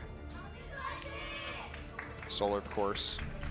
You can't fault him for running into just the typhoon of manly Terran play that is Keen. Oh yeah, I don't count him out at all. Certainly not in this match. He already dominating True in game 1. I think if True can have a cleaner opening, we are going to have a much better game, though. I mean, ZVZ, especially when you're controlling when that third hatch comes out, you get such a tempo advantage. Yeah. I mean, it's really hard to recover, and that's why, generally speaking, the players are very, very careful to not screw that up, because the hatchery is like the heart of the Zerg. You get your queens, your larvae, you deposit your minerals there. Slowing that third base down at the start was just too strong by Solar. I don't know, really any other player that could have recovered from that, really. No, Solar was complete there. But True was trying to play a little bit greedy as well. Yeah. Kind of counter to his image.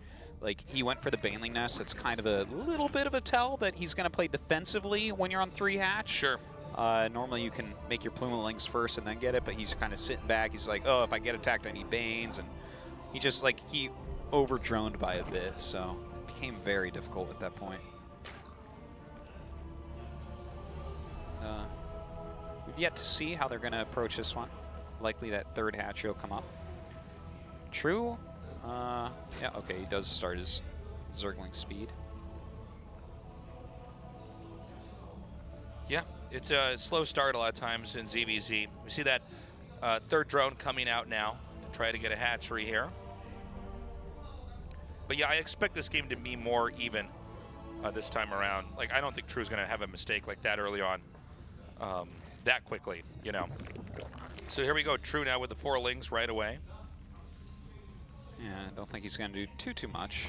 They did both take third bases in different locations. True's a little bit adjacent to his main, where Solar is hugging the right side of the map. Yeah, he's keeping his hatchery down there on the low ground. Both sides getting the Baneling Nest, so playing a little bit defensively at this point. See if anyone turns on that aggression. Yeah, we're still waiting to see a big explosion of lings being produced to tell us if anything else crazy is going to happen.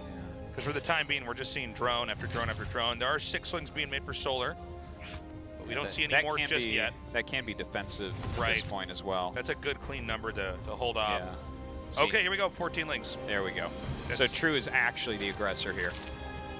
But these Banelings are actually coming early enough from Solar, and he did make a few extra lings. So I think he's going to have a better shot at holding off the attack than True had in the previous game. A lot of drones just got started, though, so let's see. Yep. So now Solar has confirmation of what's coming at him. Solar did get one scouting ling inside there to get an idea. Wait, what just happened there? 2 banelings got morphed by True, and Solar just ran a ling into one of them. Oh, so nice. Okay. That's painful. That actually is really bad then for True, because Yeah. every baneling is what is key to winning this fight. Whoa, that was so close. Oh, that baneling not really doing too much over there. Is this going to be enough damage to actually take this hatchery out? That's the problem. Oh, you can keep running around the hatchery. There are 2 more banelings being made here by True. Whoa, he is dancing dangerously close to those banelings from time to time. A swift explosion could really ruin his link count. This hatchery was already pretty heavily damaged, so he might be able to take it out now. We see some banelings coming over here. It's about at half HP. Yeah, it doesn't seem like he's going to be able to. Definitely forcing a lot of defensive play here, but hey, that was actually kind of a missed explosion as well. The thing is, with the 2 queens and their range shots here, I mean, there's so much extra damage that True's going to be eating if he's over there. We see the banelings backing up, but True's doubling down. He's getting Roachward making some more banelings. Oh, okay, hold on. He's making 4 drones. He might try to slow this down a little bit. Yeah, it doesn't seem like he's so overmaking Army, just still keeping some pressure on at this point. Not really able to get too much done, just mostly trades.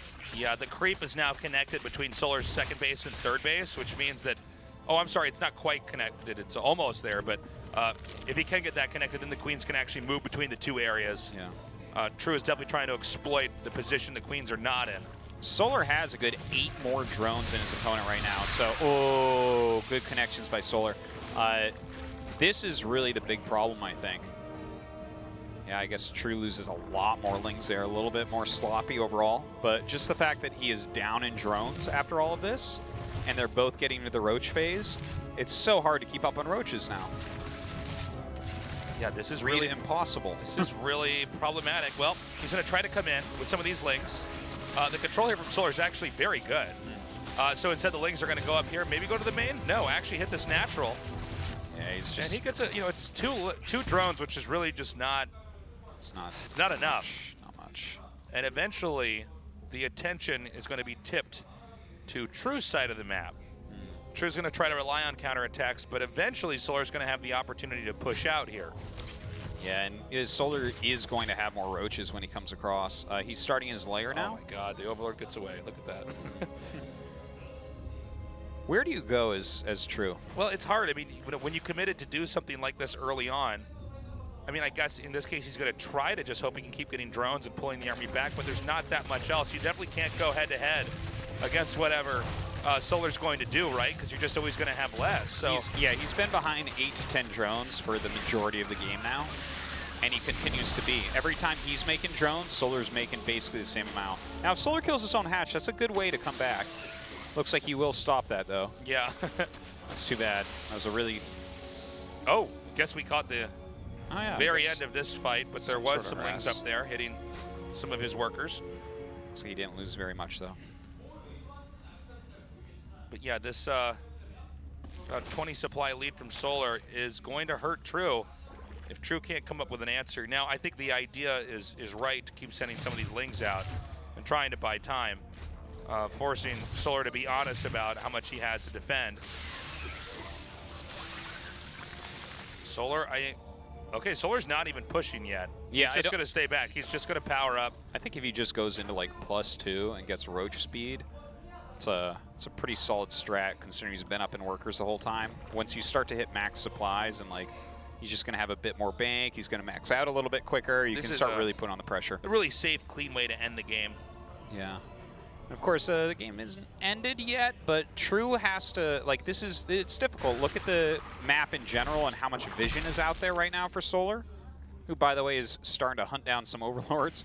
But if you look at the mini-map and all the little red dots, that's Solar's vision. He kind of sees what's going on. He kind of sees everything coming before it hits. And it's like to come back with the same set of units is very difficult. I'd actually like to see him try... True try something like go Lurker or something. I don't even know, like, that's just something that comes to mind because Roach versus Roach, it's such a hard task to come back. You know, you're down 20 supply. It's like...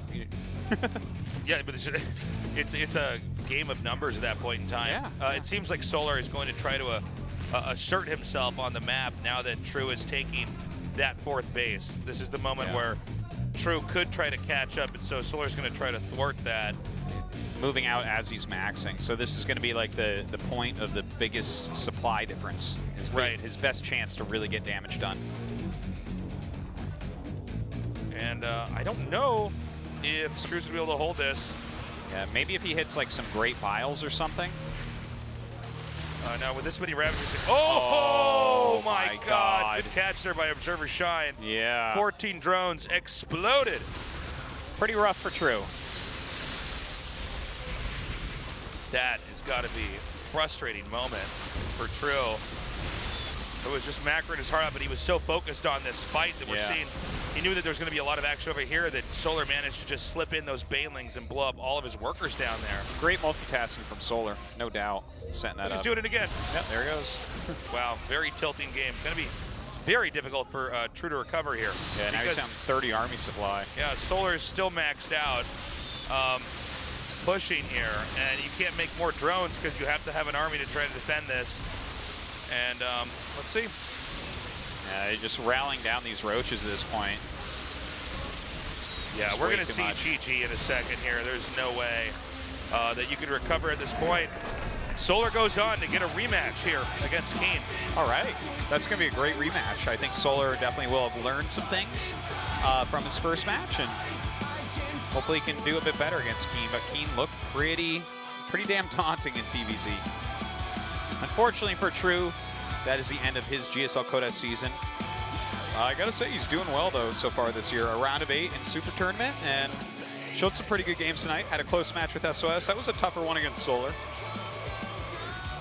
Well, you could definitely see the difference in TVZ overall ability there.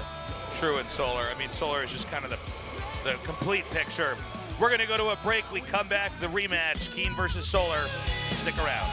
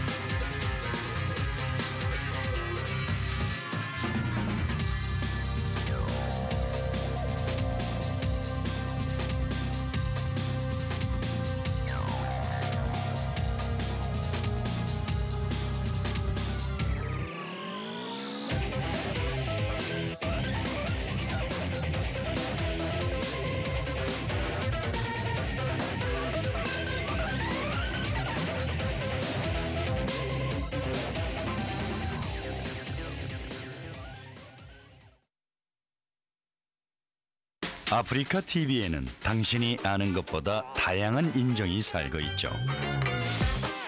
말 많은 인정, 발 빠른 인정, 잘 먹는 인정, 영리한 인정, 친절한 인정까지. 모든 게 컨텐츠가 되고 누구나 주인공이 되는 세상. 알고 보면 멋진 세상. Are you free? Africa TV.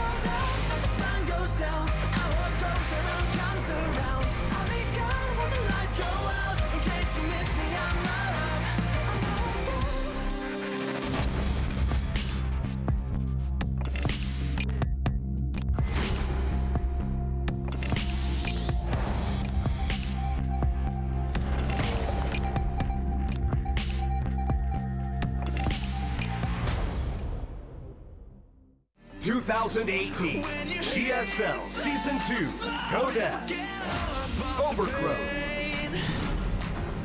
Under pressure, you're a diamond, outnumbered, you're a lion, and you're fueled up with defiance. Tonight you're catching fire. Trust yourself, and you can move mountains, and you can fight giants.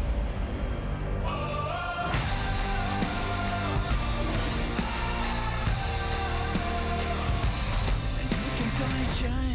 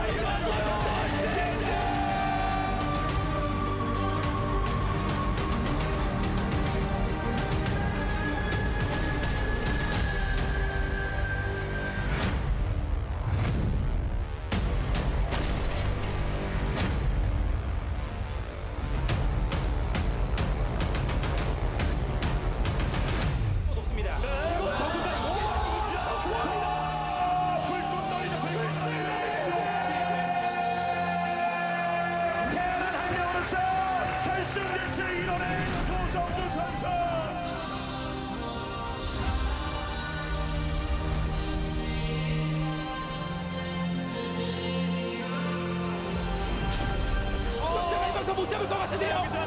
선발 맞어요. 여기서 깡통됐어요. 거신 깡통됐어요. 네, 가장 프로토스가 비싼 타이밍이 아닌데.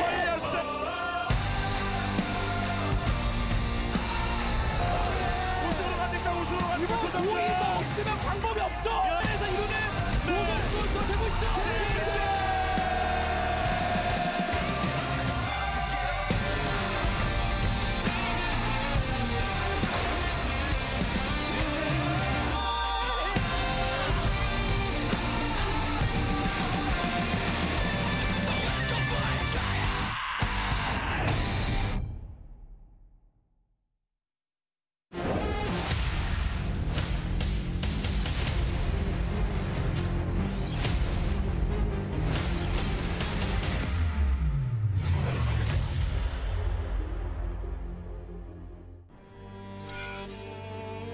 2018 GSL Season 2 Codes Overgrowth.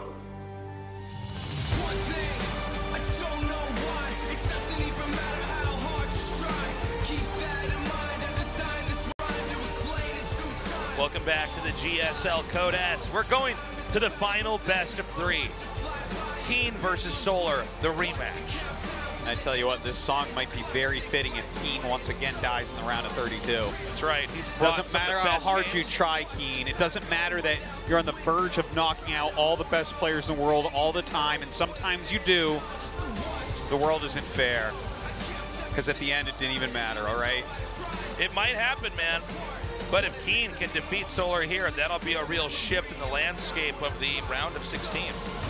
Yeah, well, I think how Keen's been playing tonight, if he makes a round of 16 this time, because occasionally he sneaks in there and I'm like, he might be the weakest player in that round. This time, I don't think that'll be the case. No, not if he makes it like this. Well, I mean, his games so far tonight have been amazing. Like, really, truly good games. SOS squeezed it out against Keen, but, like, his games against Solar were badass. Let's see if he has more of that badassery in him now. Okay, Solar, someone who's been so dominant as a Zerg player in StarCraft 2, but Keen's always been good. He just doesn't, he delivers great games, just not the wins themselves. You know, he's got awesome strategic understanding. Tactically, he's quite brilliant.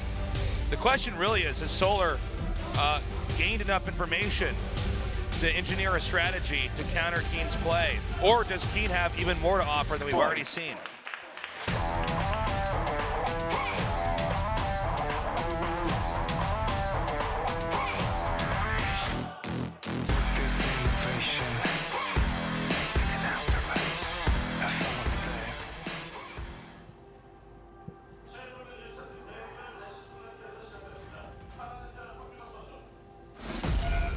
Team Revolution, Keen.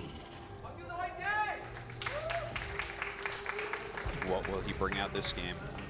Gas first.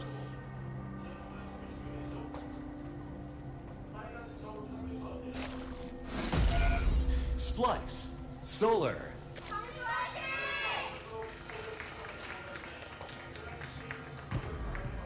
Okay. Let's go. See what happens. Yeah, Solar should be a bit more ready for Keen after what's happened before, but like it's not like there were just holes in Keen's play. He wasn't just a cheesy guy or anything like that. Yeah. So it's not like you can just be like, well, I'll just be more careful and I'll win. No, no, no. That's not going to do it alone against Keen. I also don't think fatigue is going to be as much of a factor here for Solar. That was a pretty straightforward ZVZ series he has. Yeah. Probably one of the easier tournament matches he's had in a while. So I think they're both going to be in pretty good condition here. Certainly. Agree with you on that one. So the Reaper into an expansion, just very standard from Solar over on the other side.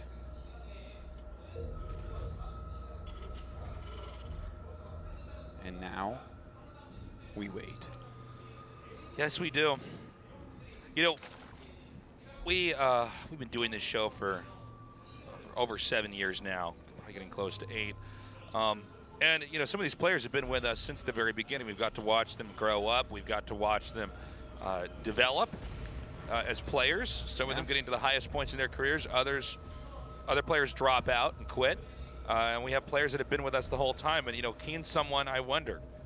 He's a great player. Is he going to get to that next level, though, in the GSL? Or is that real estate going to be occupied by the usual suspects, the SOSs, the innovations? Well, who have we seen? Okay, let's do a little history of Terran real quick, right?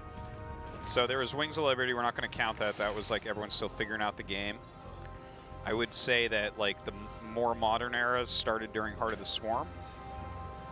I think that's when we had got a more refined way to play the game. The patches have been adjusting the races, and people kind of figured out how to take bases and not just do one base all-ins against each other. And by that time, the OGs that can figure out games well but don't keep up are basically all being filtered out. Yeah, there's always these people that right when a game comes out, they're the best at, but you know they're not going to stay the best. Absolutely, and there's nothing wrong with that. That's a gigantic, awesome skill set to have as well. But You know, the game changes over time. But anyways, so let's look at it this way, right? The most important Terran players during Heart of the Swarm were really, I would say, Innovation and Maru. Innovation and Maru? Yeah. Let's see. These guys have been around for a really, really long... Right, the Kespa switch was at the end of Wings of Liberty, basically. Right. If I'm recalling this all correctly, I might get something just slightly off, but probably not, because I'm great. But yeah, so, I mean, those two have been... Oh, there's pretty nice harassment going on, by the way. He nearly got that queen. Yeah, not quite, though. Some more damage being put on. Dude, he's going to get this queen. Yeah, seriously. Both of them, maybe. This zoning is so good. Oh, my God, Solar, you're so good. But can you keep it going?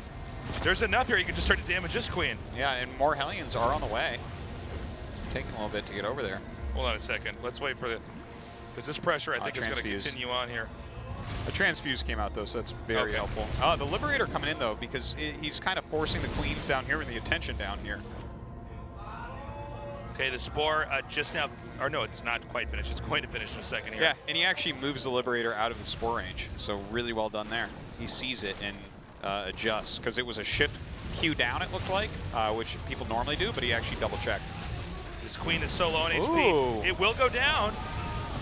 All these Hellions, though, they've all taken a beating. Wow. So if the Lings are there for just a little bit too long, then those Hellions will be taken down as well. But Keen, very good control at the start here. Well, very cool opening game so far from Keen. I like it. 5 kills on this Liberator as well. Looks like he'll get a few more here. It actually hits the Queen. Oh my God, he gets it. That was like one of those moments in GoldenEye. Yeah. When you both fire, you both kill each other and license to kill. Yeah. Okay, so now it's just like some Hellion pressure remaining, and Keen is going into bio-based play. Third command center on the way. If you guys are just now joining us, the first game we saw from Keen was pretty crazy. Teching into Ghosts right away. Oh yeah, it was very cool. Little Ghost push and then some Ghost drop harassment. Yeah, and then winning with some more normal play later on. So Keen's really shown he's got a pretty big range of what he can pull off here. He definitely does. These Hellions never really getting repaired, continuing to keep that pressure on. Love to see those green ones rotated to the front. Yep, there you go. That's what he's trying to do. Some of the hurt ones back, at least. Okay, he actually gets one queen. Liberator coming in again. Yeah, the fact that he's continually sending out Liberators while attacking queens is neat. You know, he's doing this so fast, I don't know if Solar can keep up. He just barely gets that queen out of there in time. Yeah, definitely some decent kills going down.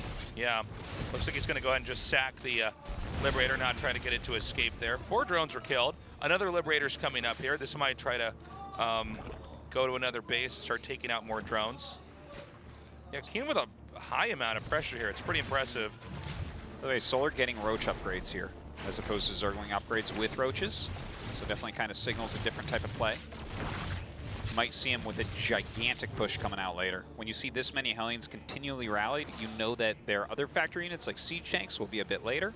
You know that with all the Liberators come out, there's going to be less medevacs. You know, there's a few different things. So we could see something like Solar just make a ton of Roaches and attack the third. That was like a very old strat, but Solar has a deep playbook. Let's jump back as the game slows down a little bit, because you're talking about can Keen ever enter this upper echelon, We didn't think they were going to have this much action, so we kind of tried to get exciting zoom out and get big picture, but please go ahead. Okay, so Maru and Innovation kind of have always been right up at the top of Terran. TY was around at that time and was having a few good Pro League matches here and there, making it into leagues, but didn't really hit his full stride until quite a bit later. And then, of course, Beyond just popped on the scene, won GSL, right, and then won the World Championship, and then kind of fell off and, like, kind of is coming back right now. And those are the guys that we normally consider very top tier. Of course, there's Gumiho, who's kind of around, and that's the only other guy that's really done it for the Korean Terrans, right? The other guys have done well, like Alive has done pretty well, but as far as, like, actually winning tournaments, there you go. Those are the names. So yeah, I mean, it's a hard thing to find. So this is I'm sorry to derail this, but this is suddenly a very bad attack on all sides here from Keen. Lost a big chunk of his army, Hellions were killed off. The Liberator was shut down. Yeah, and he shuts off the factory as well, slowing down the siege tank production. With the amount of roaches he's making and the fact that his 1-1's finished, it does look like that attack we were talking about a little bit before. Just a ton of roaches and some Ravagers coming out. Of course, the siege tanks are super crucial. There's not that many of them. Ideally, the Corrosive Biles want to connect onto the siege tanks here. There's a lot of Marines moving around here onto the side. It looks like the first tank is going to go down. But it's just too many roaches. That's a pretty sick repair right there, though. It definitely keeps the tank alive a bit longer than he thought it would. Oh my God, Keen is just, he controlled that too well. Solar had some staggered Biles where the tanks were damaged but not taken out, which is just not enough. Now, they're going to come back up here again. This time, I think only one tank up here. Some of the Biles connecting a bit. Loses a medevac there, loses some additional Marines. Oh, he's got to be careful here, though. He's overcommitting into that. Has to back up. And for the time being, Solar's going to keep trying to lean in here. Yeah, I don't think he can do much more. Some siege tanks, some Liberators. Going to even split them a little bit better. Or maybe that one's going to harass, it looks like. Okay, again, the Liberator can also just be hit with Corrosive Biles. It's really about these Marines doing as much damage as possible. It seems like there might actually be too many roaches getting a pretty good surround over here. The medevac's low enough on energy, they can't really heal. And immediately goes after that Liberator as well. Brings up a siege tank to siege, but those Biles are going to be back here shortly as well. Solar's still just trying to break through. I think Solar just did it. This base has been decimated. And I don't think that there's going to be enough being reinforced here on the two bases that Keen has left. In fact, Keen's now just scanning, see what else is remaining here. In fact, this armor upgrade is going to get shut down. Yeah, Solar is sick. This was a really nice call by Solar. Just kind of realizing that Keen was putting all of his production really into that harassment and then punishing him for it. Is this an overcommitment into the natural? I'm not sure. He doesn't have any easy way to hit that tank up there. So yeah. If he's still eating tank shots, I would say yes. Well, I don't see an Overseer coming over here to help out. Yeah. The Marines actually push him back. Those 5 SCVs didn't matter nearly as much as the initial 20. And he put a lot of his army into that. So maybe giving Keen a little bit of a way to possibly come back here. Keen does have that additional attack upgrade, is still making siege tanks. And this is just Roach Ravager. You know, it's got 1-1, sure, but there's no extra technicality in the army here of Solar. Yeah, it's basically this kind of beefy battering ram of an army. Yeah. They can get, if there's anything that's too slim in defense here for Keen, he's just going to come in here and kind of roll over it. Now, we're going to see this again because there's not a really nice position to hide these tanks. I think once more, Solar's just going to kind of run over this base. Yeah. And this is slowly eliminating any options here for Keen to recover. Yeah, it's getting very, very tough at this point. But I think this was a very smart move here by Solar. He's really playing in an excellent reactionary way. And Keen's Liberator harassment across the map makes this not a complete loss, even though he's in pretty rough shape at this point. Solar now has 5 bases, but has lost quite a few drones. Yeah, I'm kind of surprised that Solar hasn't actually ended this already. I mean, when you consider that all he needs to do is get rid of that one tank on the high ground and the Roaches and Ravagers basically kill everything. Well, you need vision to do that. Yeah. That is something he does not really have too much of, considering he spent all of his money on Roach Ravager forever. Oh, okay, God. now he's got an Overseer here. You got to be careful about this. You lose that command center Biles, you're not going to be feeling very good. Oh, wow, look at the counter harassment. Only gets a couple drones, so quick response. This is something, you know? If he gets that hatchery. Oh, he will. Yeah, these Roaches are not going to be here in time. Goodbye. Now, that's something. I'd say a full-on comeback is still a very, very far away possibility. The army of Solar is just gigantic, and now it's got 2-1 as well. And it's like, it's not like the Marines are completely terrible at fighting this, nor are the siege tanks. It's just there's too much Zerg. When you get this much BB Zerg, they have too much sustain. Their damage output just builds up over time. Yeah, the Terran can't really hold any. I mean, look, Keen's going to try again, but I think the third time is going to be even more brutal as Solar just barrels through and crushes him. If he can keep Solar very busy, continually dropping stuff, keep Solar back, there's still a chance, because if Keen maxes out, he can win the game. Like, he just needs a very high supply. Roaches get worse and worse as the supply gets higher and higher, right? So that is quite an army. I don't think there's any I think he's just dead here. This is just way too much. You notice he can just march in from any angle now Yeah, with the army. Walk right up It that doesn't ramp. really matter, yeah. No problem. 3 siege tanks stifled well. Infinity Biles, though. A giant drop going across the map. Yeah, maybe this one tank still has a shot, Artosis. I don't know if he even hit him there, but this counter drop is actually pretty massive. So if somehow he could clear those units that are at his main base. Yeah, it's the inevitability of just so many Roaches and Ravagers pushing through here. Basically, Zerg's on top of the Terran's base.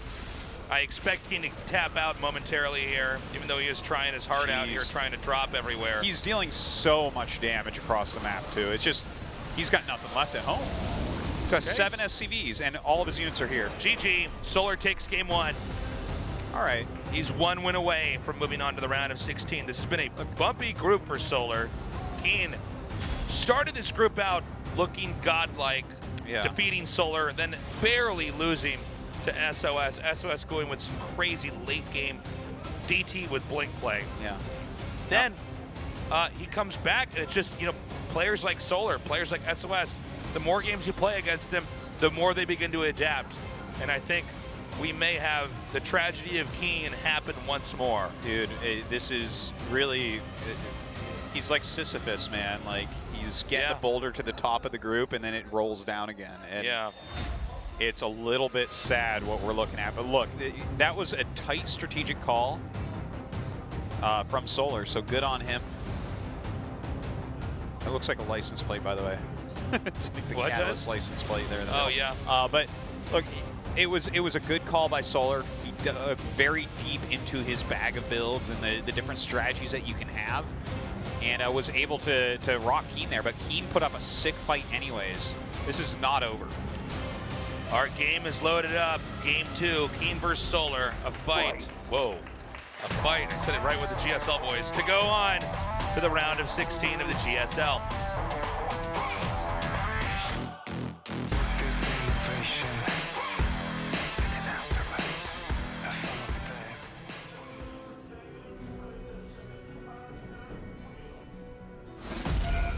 Team Revolution, Keen.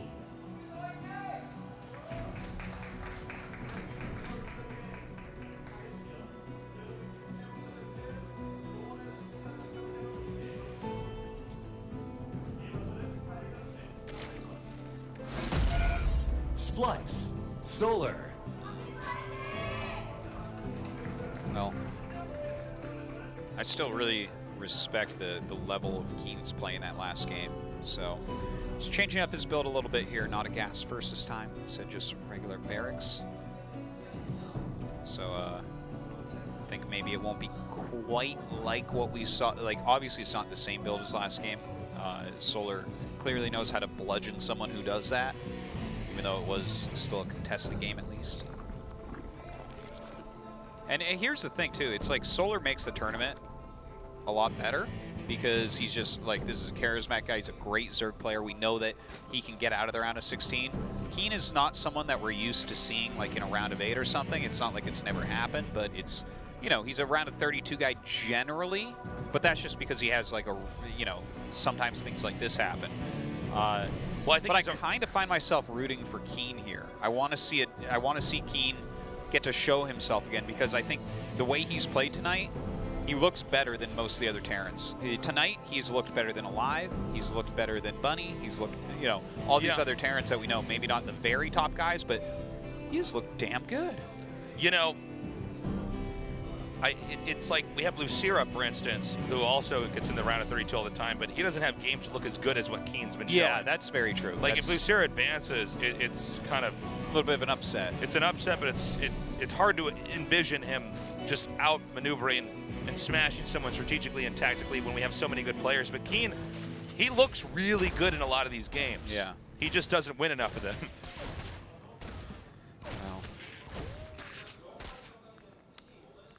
let's see if he can pull it together here against Solar. Just really interested in the strategies. Okay, so he's going for the triple command here. Not surprised to see that. Going to really get his economy flowing a bit. This is quite a different strategy compared to what we saw in Game 1. And yeah, and don't forget that the last time that they played this map, this was the Ghost Rush map. So yeah, I don't think he can even use the Ghost Rush again. No, I don't. Yeah. Probably in this whole tournament, but I think he'll go mech though. Okay. I do. It seems that way to me, right? He's adding the second gas. He's getting a starport right now. I think what we're going to see from the starport is probably a Banshee, but I don't know. We'll see. Yeah, well, Keen's had, again, a pretty interesting variety. I'm so surprised that he tried that Ghost strat just against Solar in Game 1, and it went so well. I'm like, what's going on in your practice games? Well, the Ghost drops and stuff were so cool. Super neat. Okay, so the Banshee is being made. Oh, another barracks is actually being made as well. Now, I have seen like one build where you make the second barracks and go mech, but no. Another barracks, no way. All right, so no mech this game. Okay, 2 queens are walking across the map. And now they're turning around. Yeah, I was about to say that there's some kind of a crazy rush happening here, but there's not a 2-queen attack across the map strat. Not anymore. Back when they were fast off creep, yeah. Not now. Yeah, remember that point in time? Yeah, it was a very different game. The dumbest looking thing like, you've you ever don't want to inject with these. Here's what you do, guys. Follow me. This is like the best battle unit. Yeah. Normal speed off creep, you kidding me? Broken. And of course, back then we had maps like Steps of War. Yeah. So, such a small space. Okay, so the Banshee's coming out. We are having Bio be powered up here by Keen. Yeah. Again, guys, if Keen loses here, his story ends, even though he was probably, along with SOS Blink DT, is probably one of the most exciting parts of this group today. Do you know what?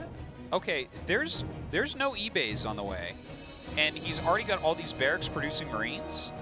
Is he just gonna hit like a?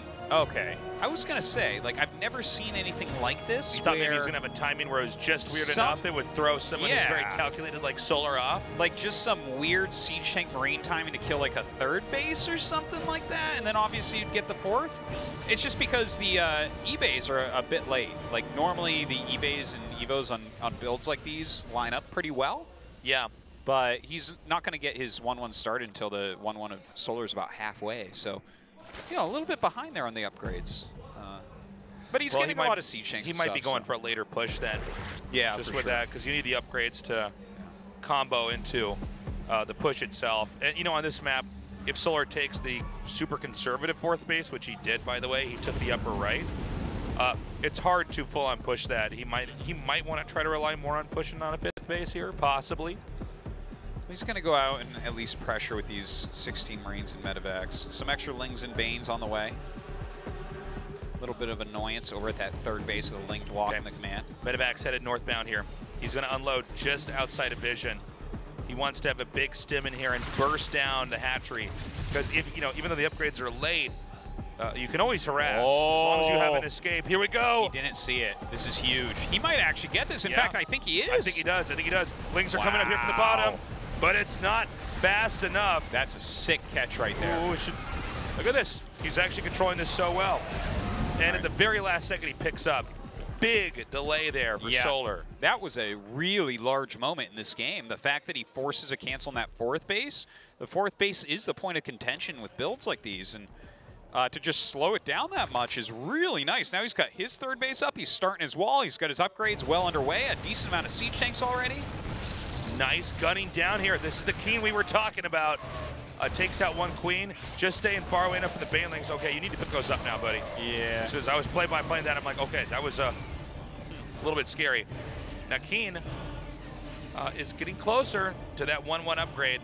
He's going to have a very scary push. Every time he comes in there and he shaves off some Banelings, some queens, kills that hatchery, it means Solar might be a little bit more squishy for that big Keen push that's coming.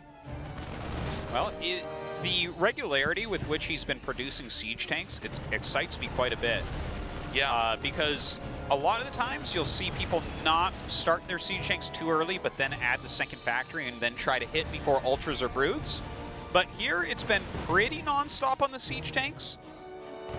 He is adding the 2nd factory as well, but I guess basically what I'm trying to say is he's going to have a larger number of siege tanks than you're really used to on this push.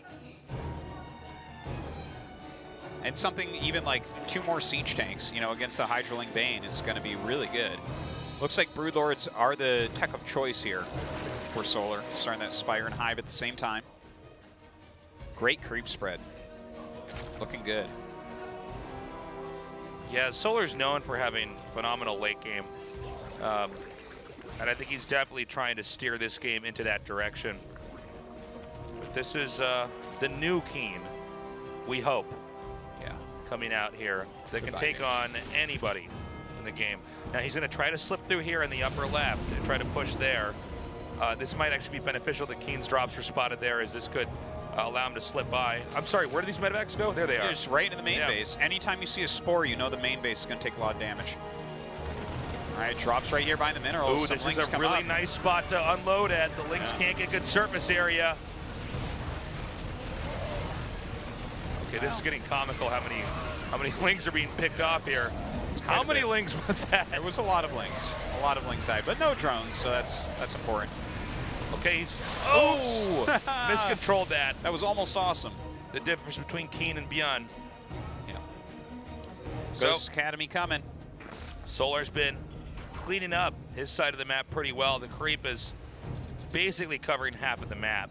Yeah. And is probably going to continue to jet down towards the lower third. It doesn't look like he has a timing attack, by the way. His 2-2 is not lined up quite quickly enough, I think, to hit here before the Hive Tech is really there. Is this a style choice, or is this just a mistake? He got off tempo. It might just be a style choice as well.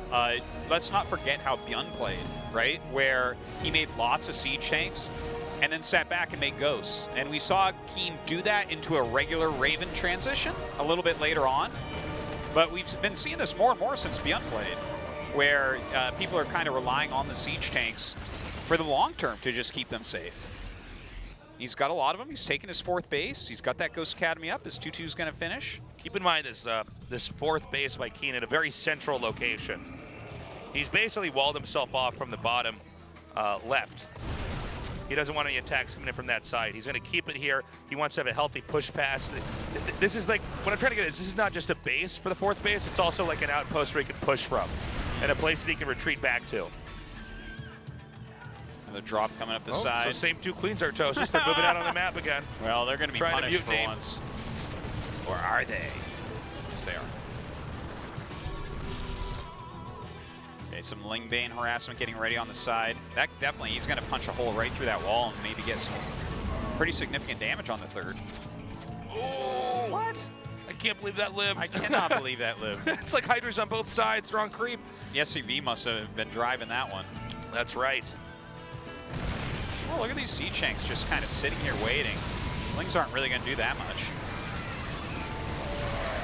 Yeah, it looks like they're going to get that tank and some of these Marines. I think he should be able to get an army down there, though, in time. Yeah. Actually, these Lings are starting to get a lot of SCVs. Yeah.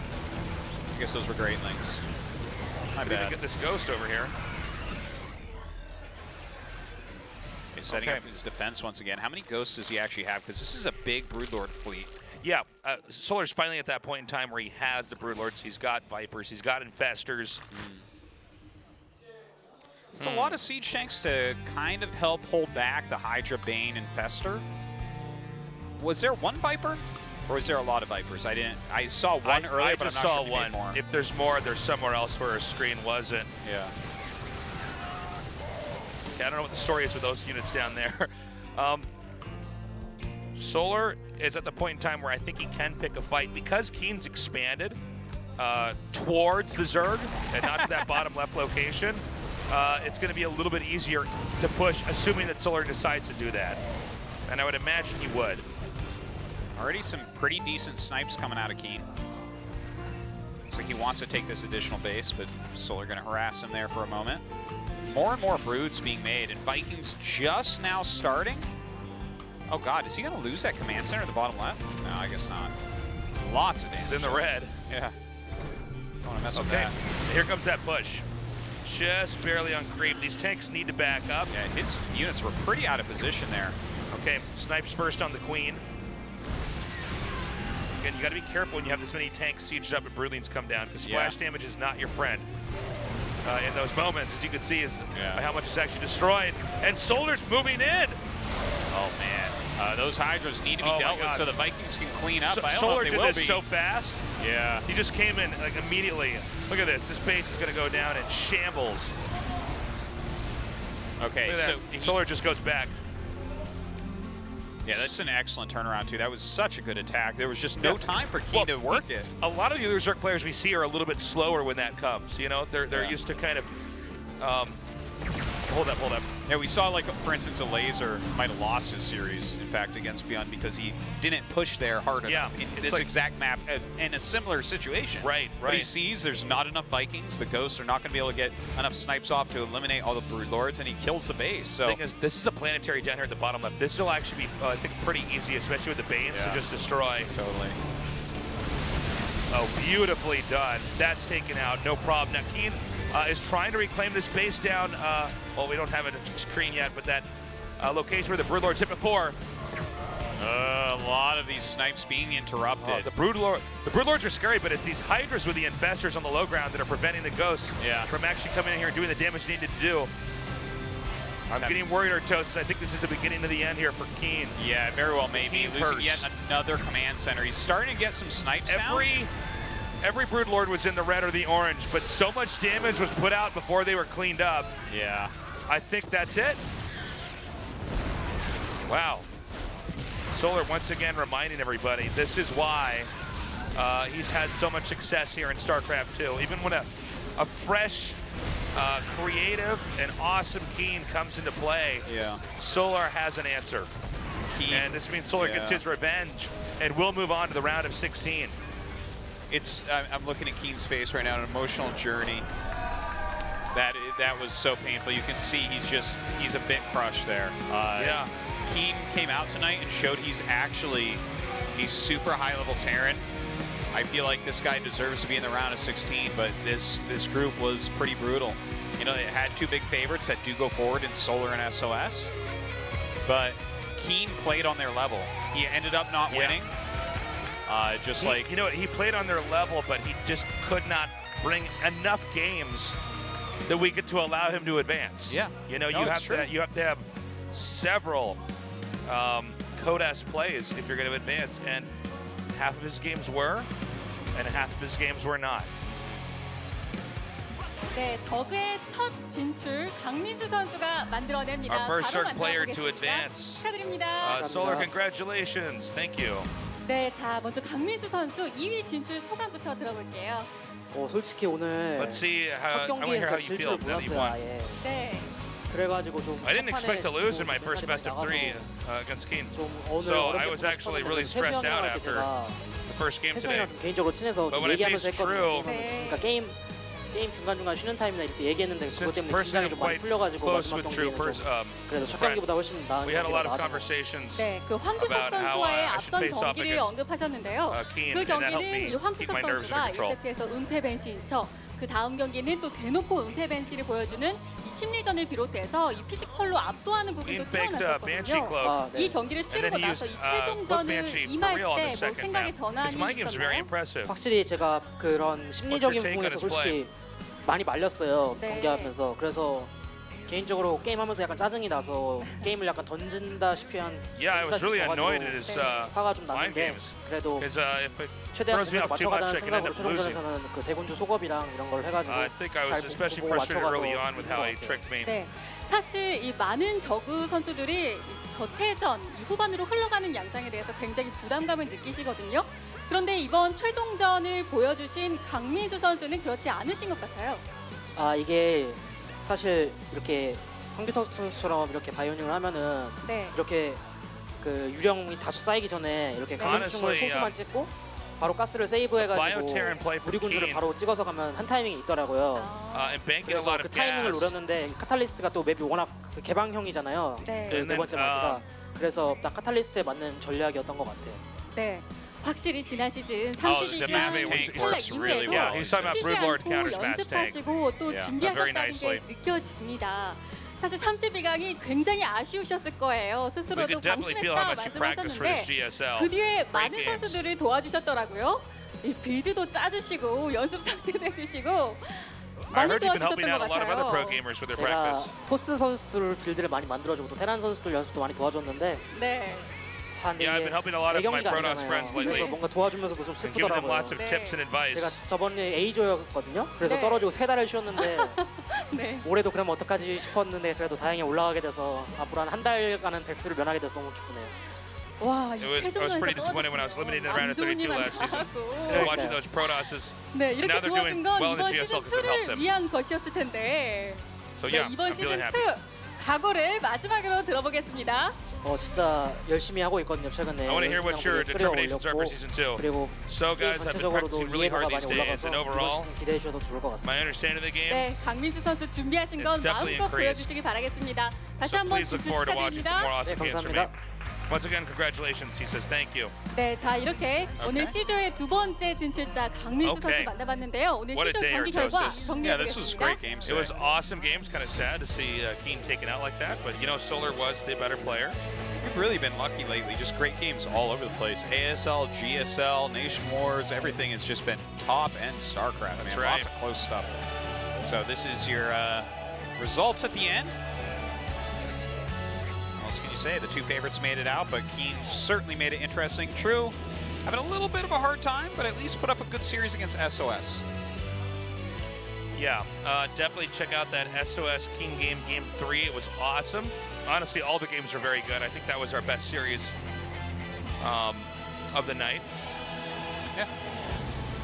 And you know, not surprising to see these two guys advance. These were overall the favorites. But do join us on Saturday. Oh man, Trap, Zest, Sort of, and Alive. That's a sick group. That's a lot of fun, that group right there. One of our non-Korean players, sort of in his second I feel like GSL Sort of with should us. do some modeling for some camping gear. He's got that look, you know? He does, yeah. Well, he's doing some modeling right now for GSL. Damn right he is. He has a chance to come out of that group as well. He's a strong Zerg player. Had some great games in the last season. Didn't he end up losing to SOS 1-2? Yeah, if I recall correctly. But yeah, this is going to be a great group. Make sure you're there. 1 p.m. KST on Saturday. Yes, not much else to say there, Artosis. No. It's good to be back doing the GSL. It's good to be back with you guys. Do be sure to check out the ASL as well. We've been casting that throughout. Follow us on Twitter. And to you know what else get they added should on check there. out, Tasteless? What's up? The Pylon Show. Tomorrow morning, 9:30 a.m. KST. Myself and In Control are going to have Rotterdam and Funka on to talk about Nation Wars and everything else in the StarCraft world. So make sure you're there. It's going to be on In Control TV on Twitch. There's so much good content out right now for StarCraft. Yes. It's a good time to be an RTS player. It certainly is.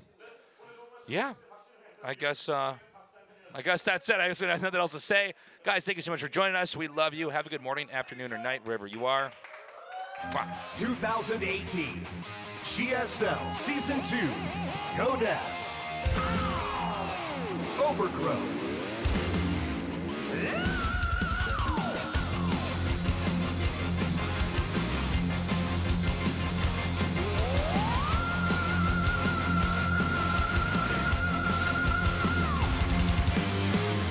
The youth is out as peace fights away. Falling.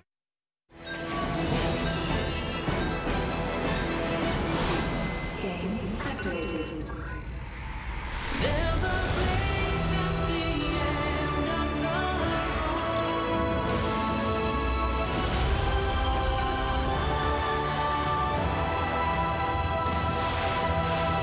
2018 GSL Season 2 Overgrowth.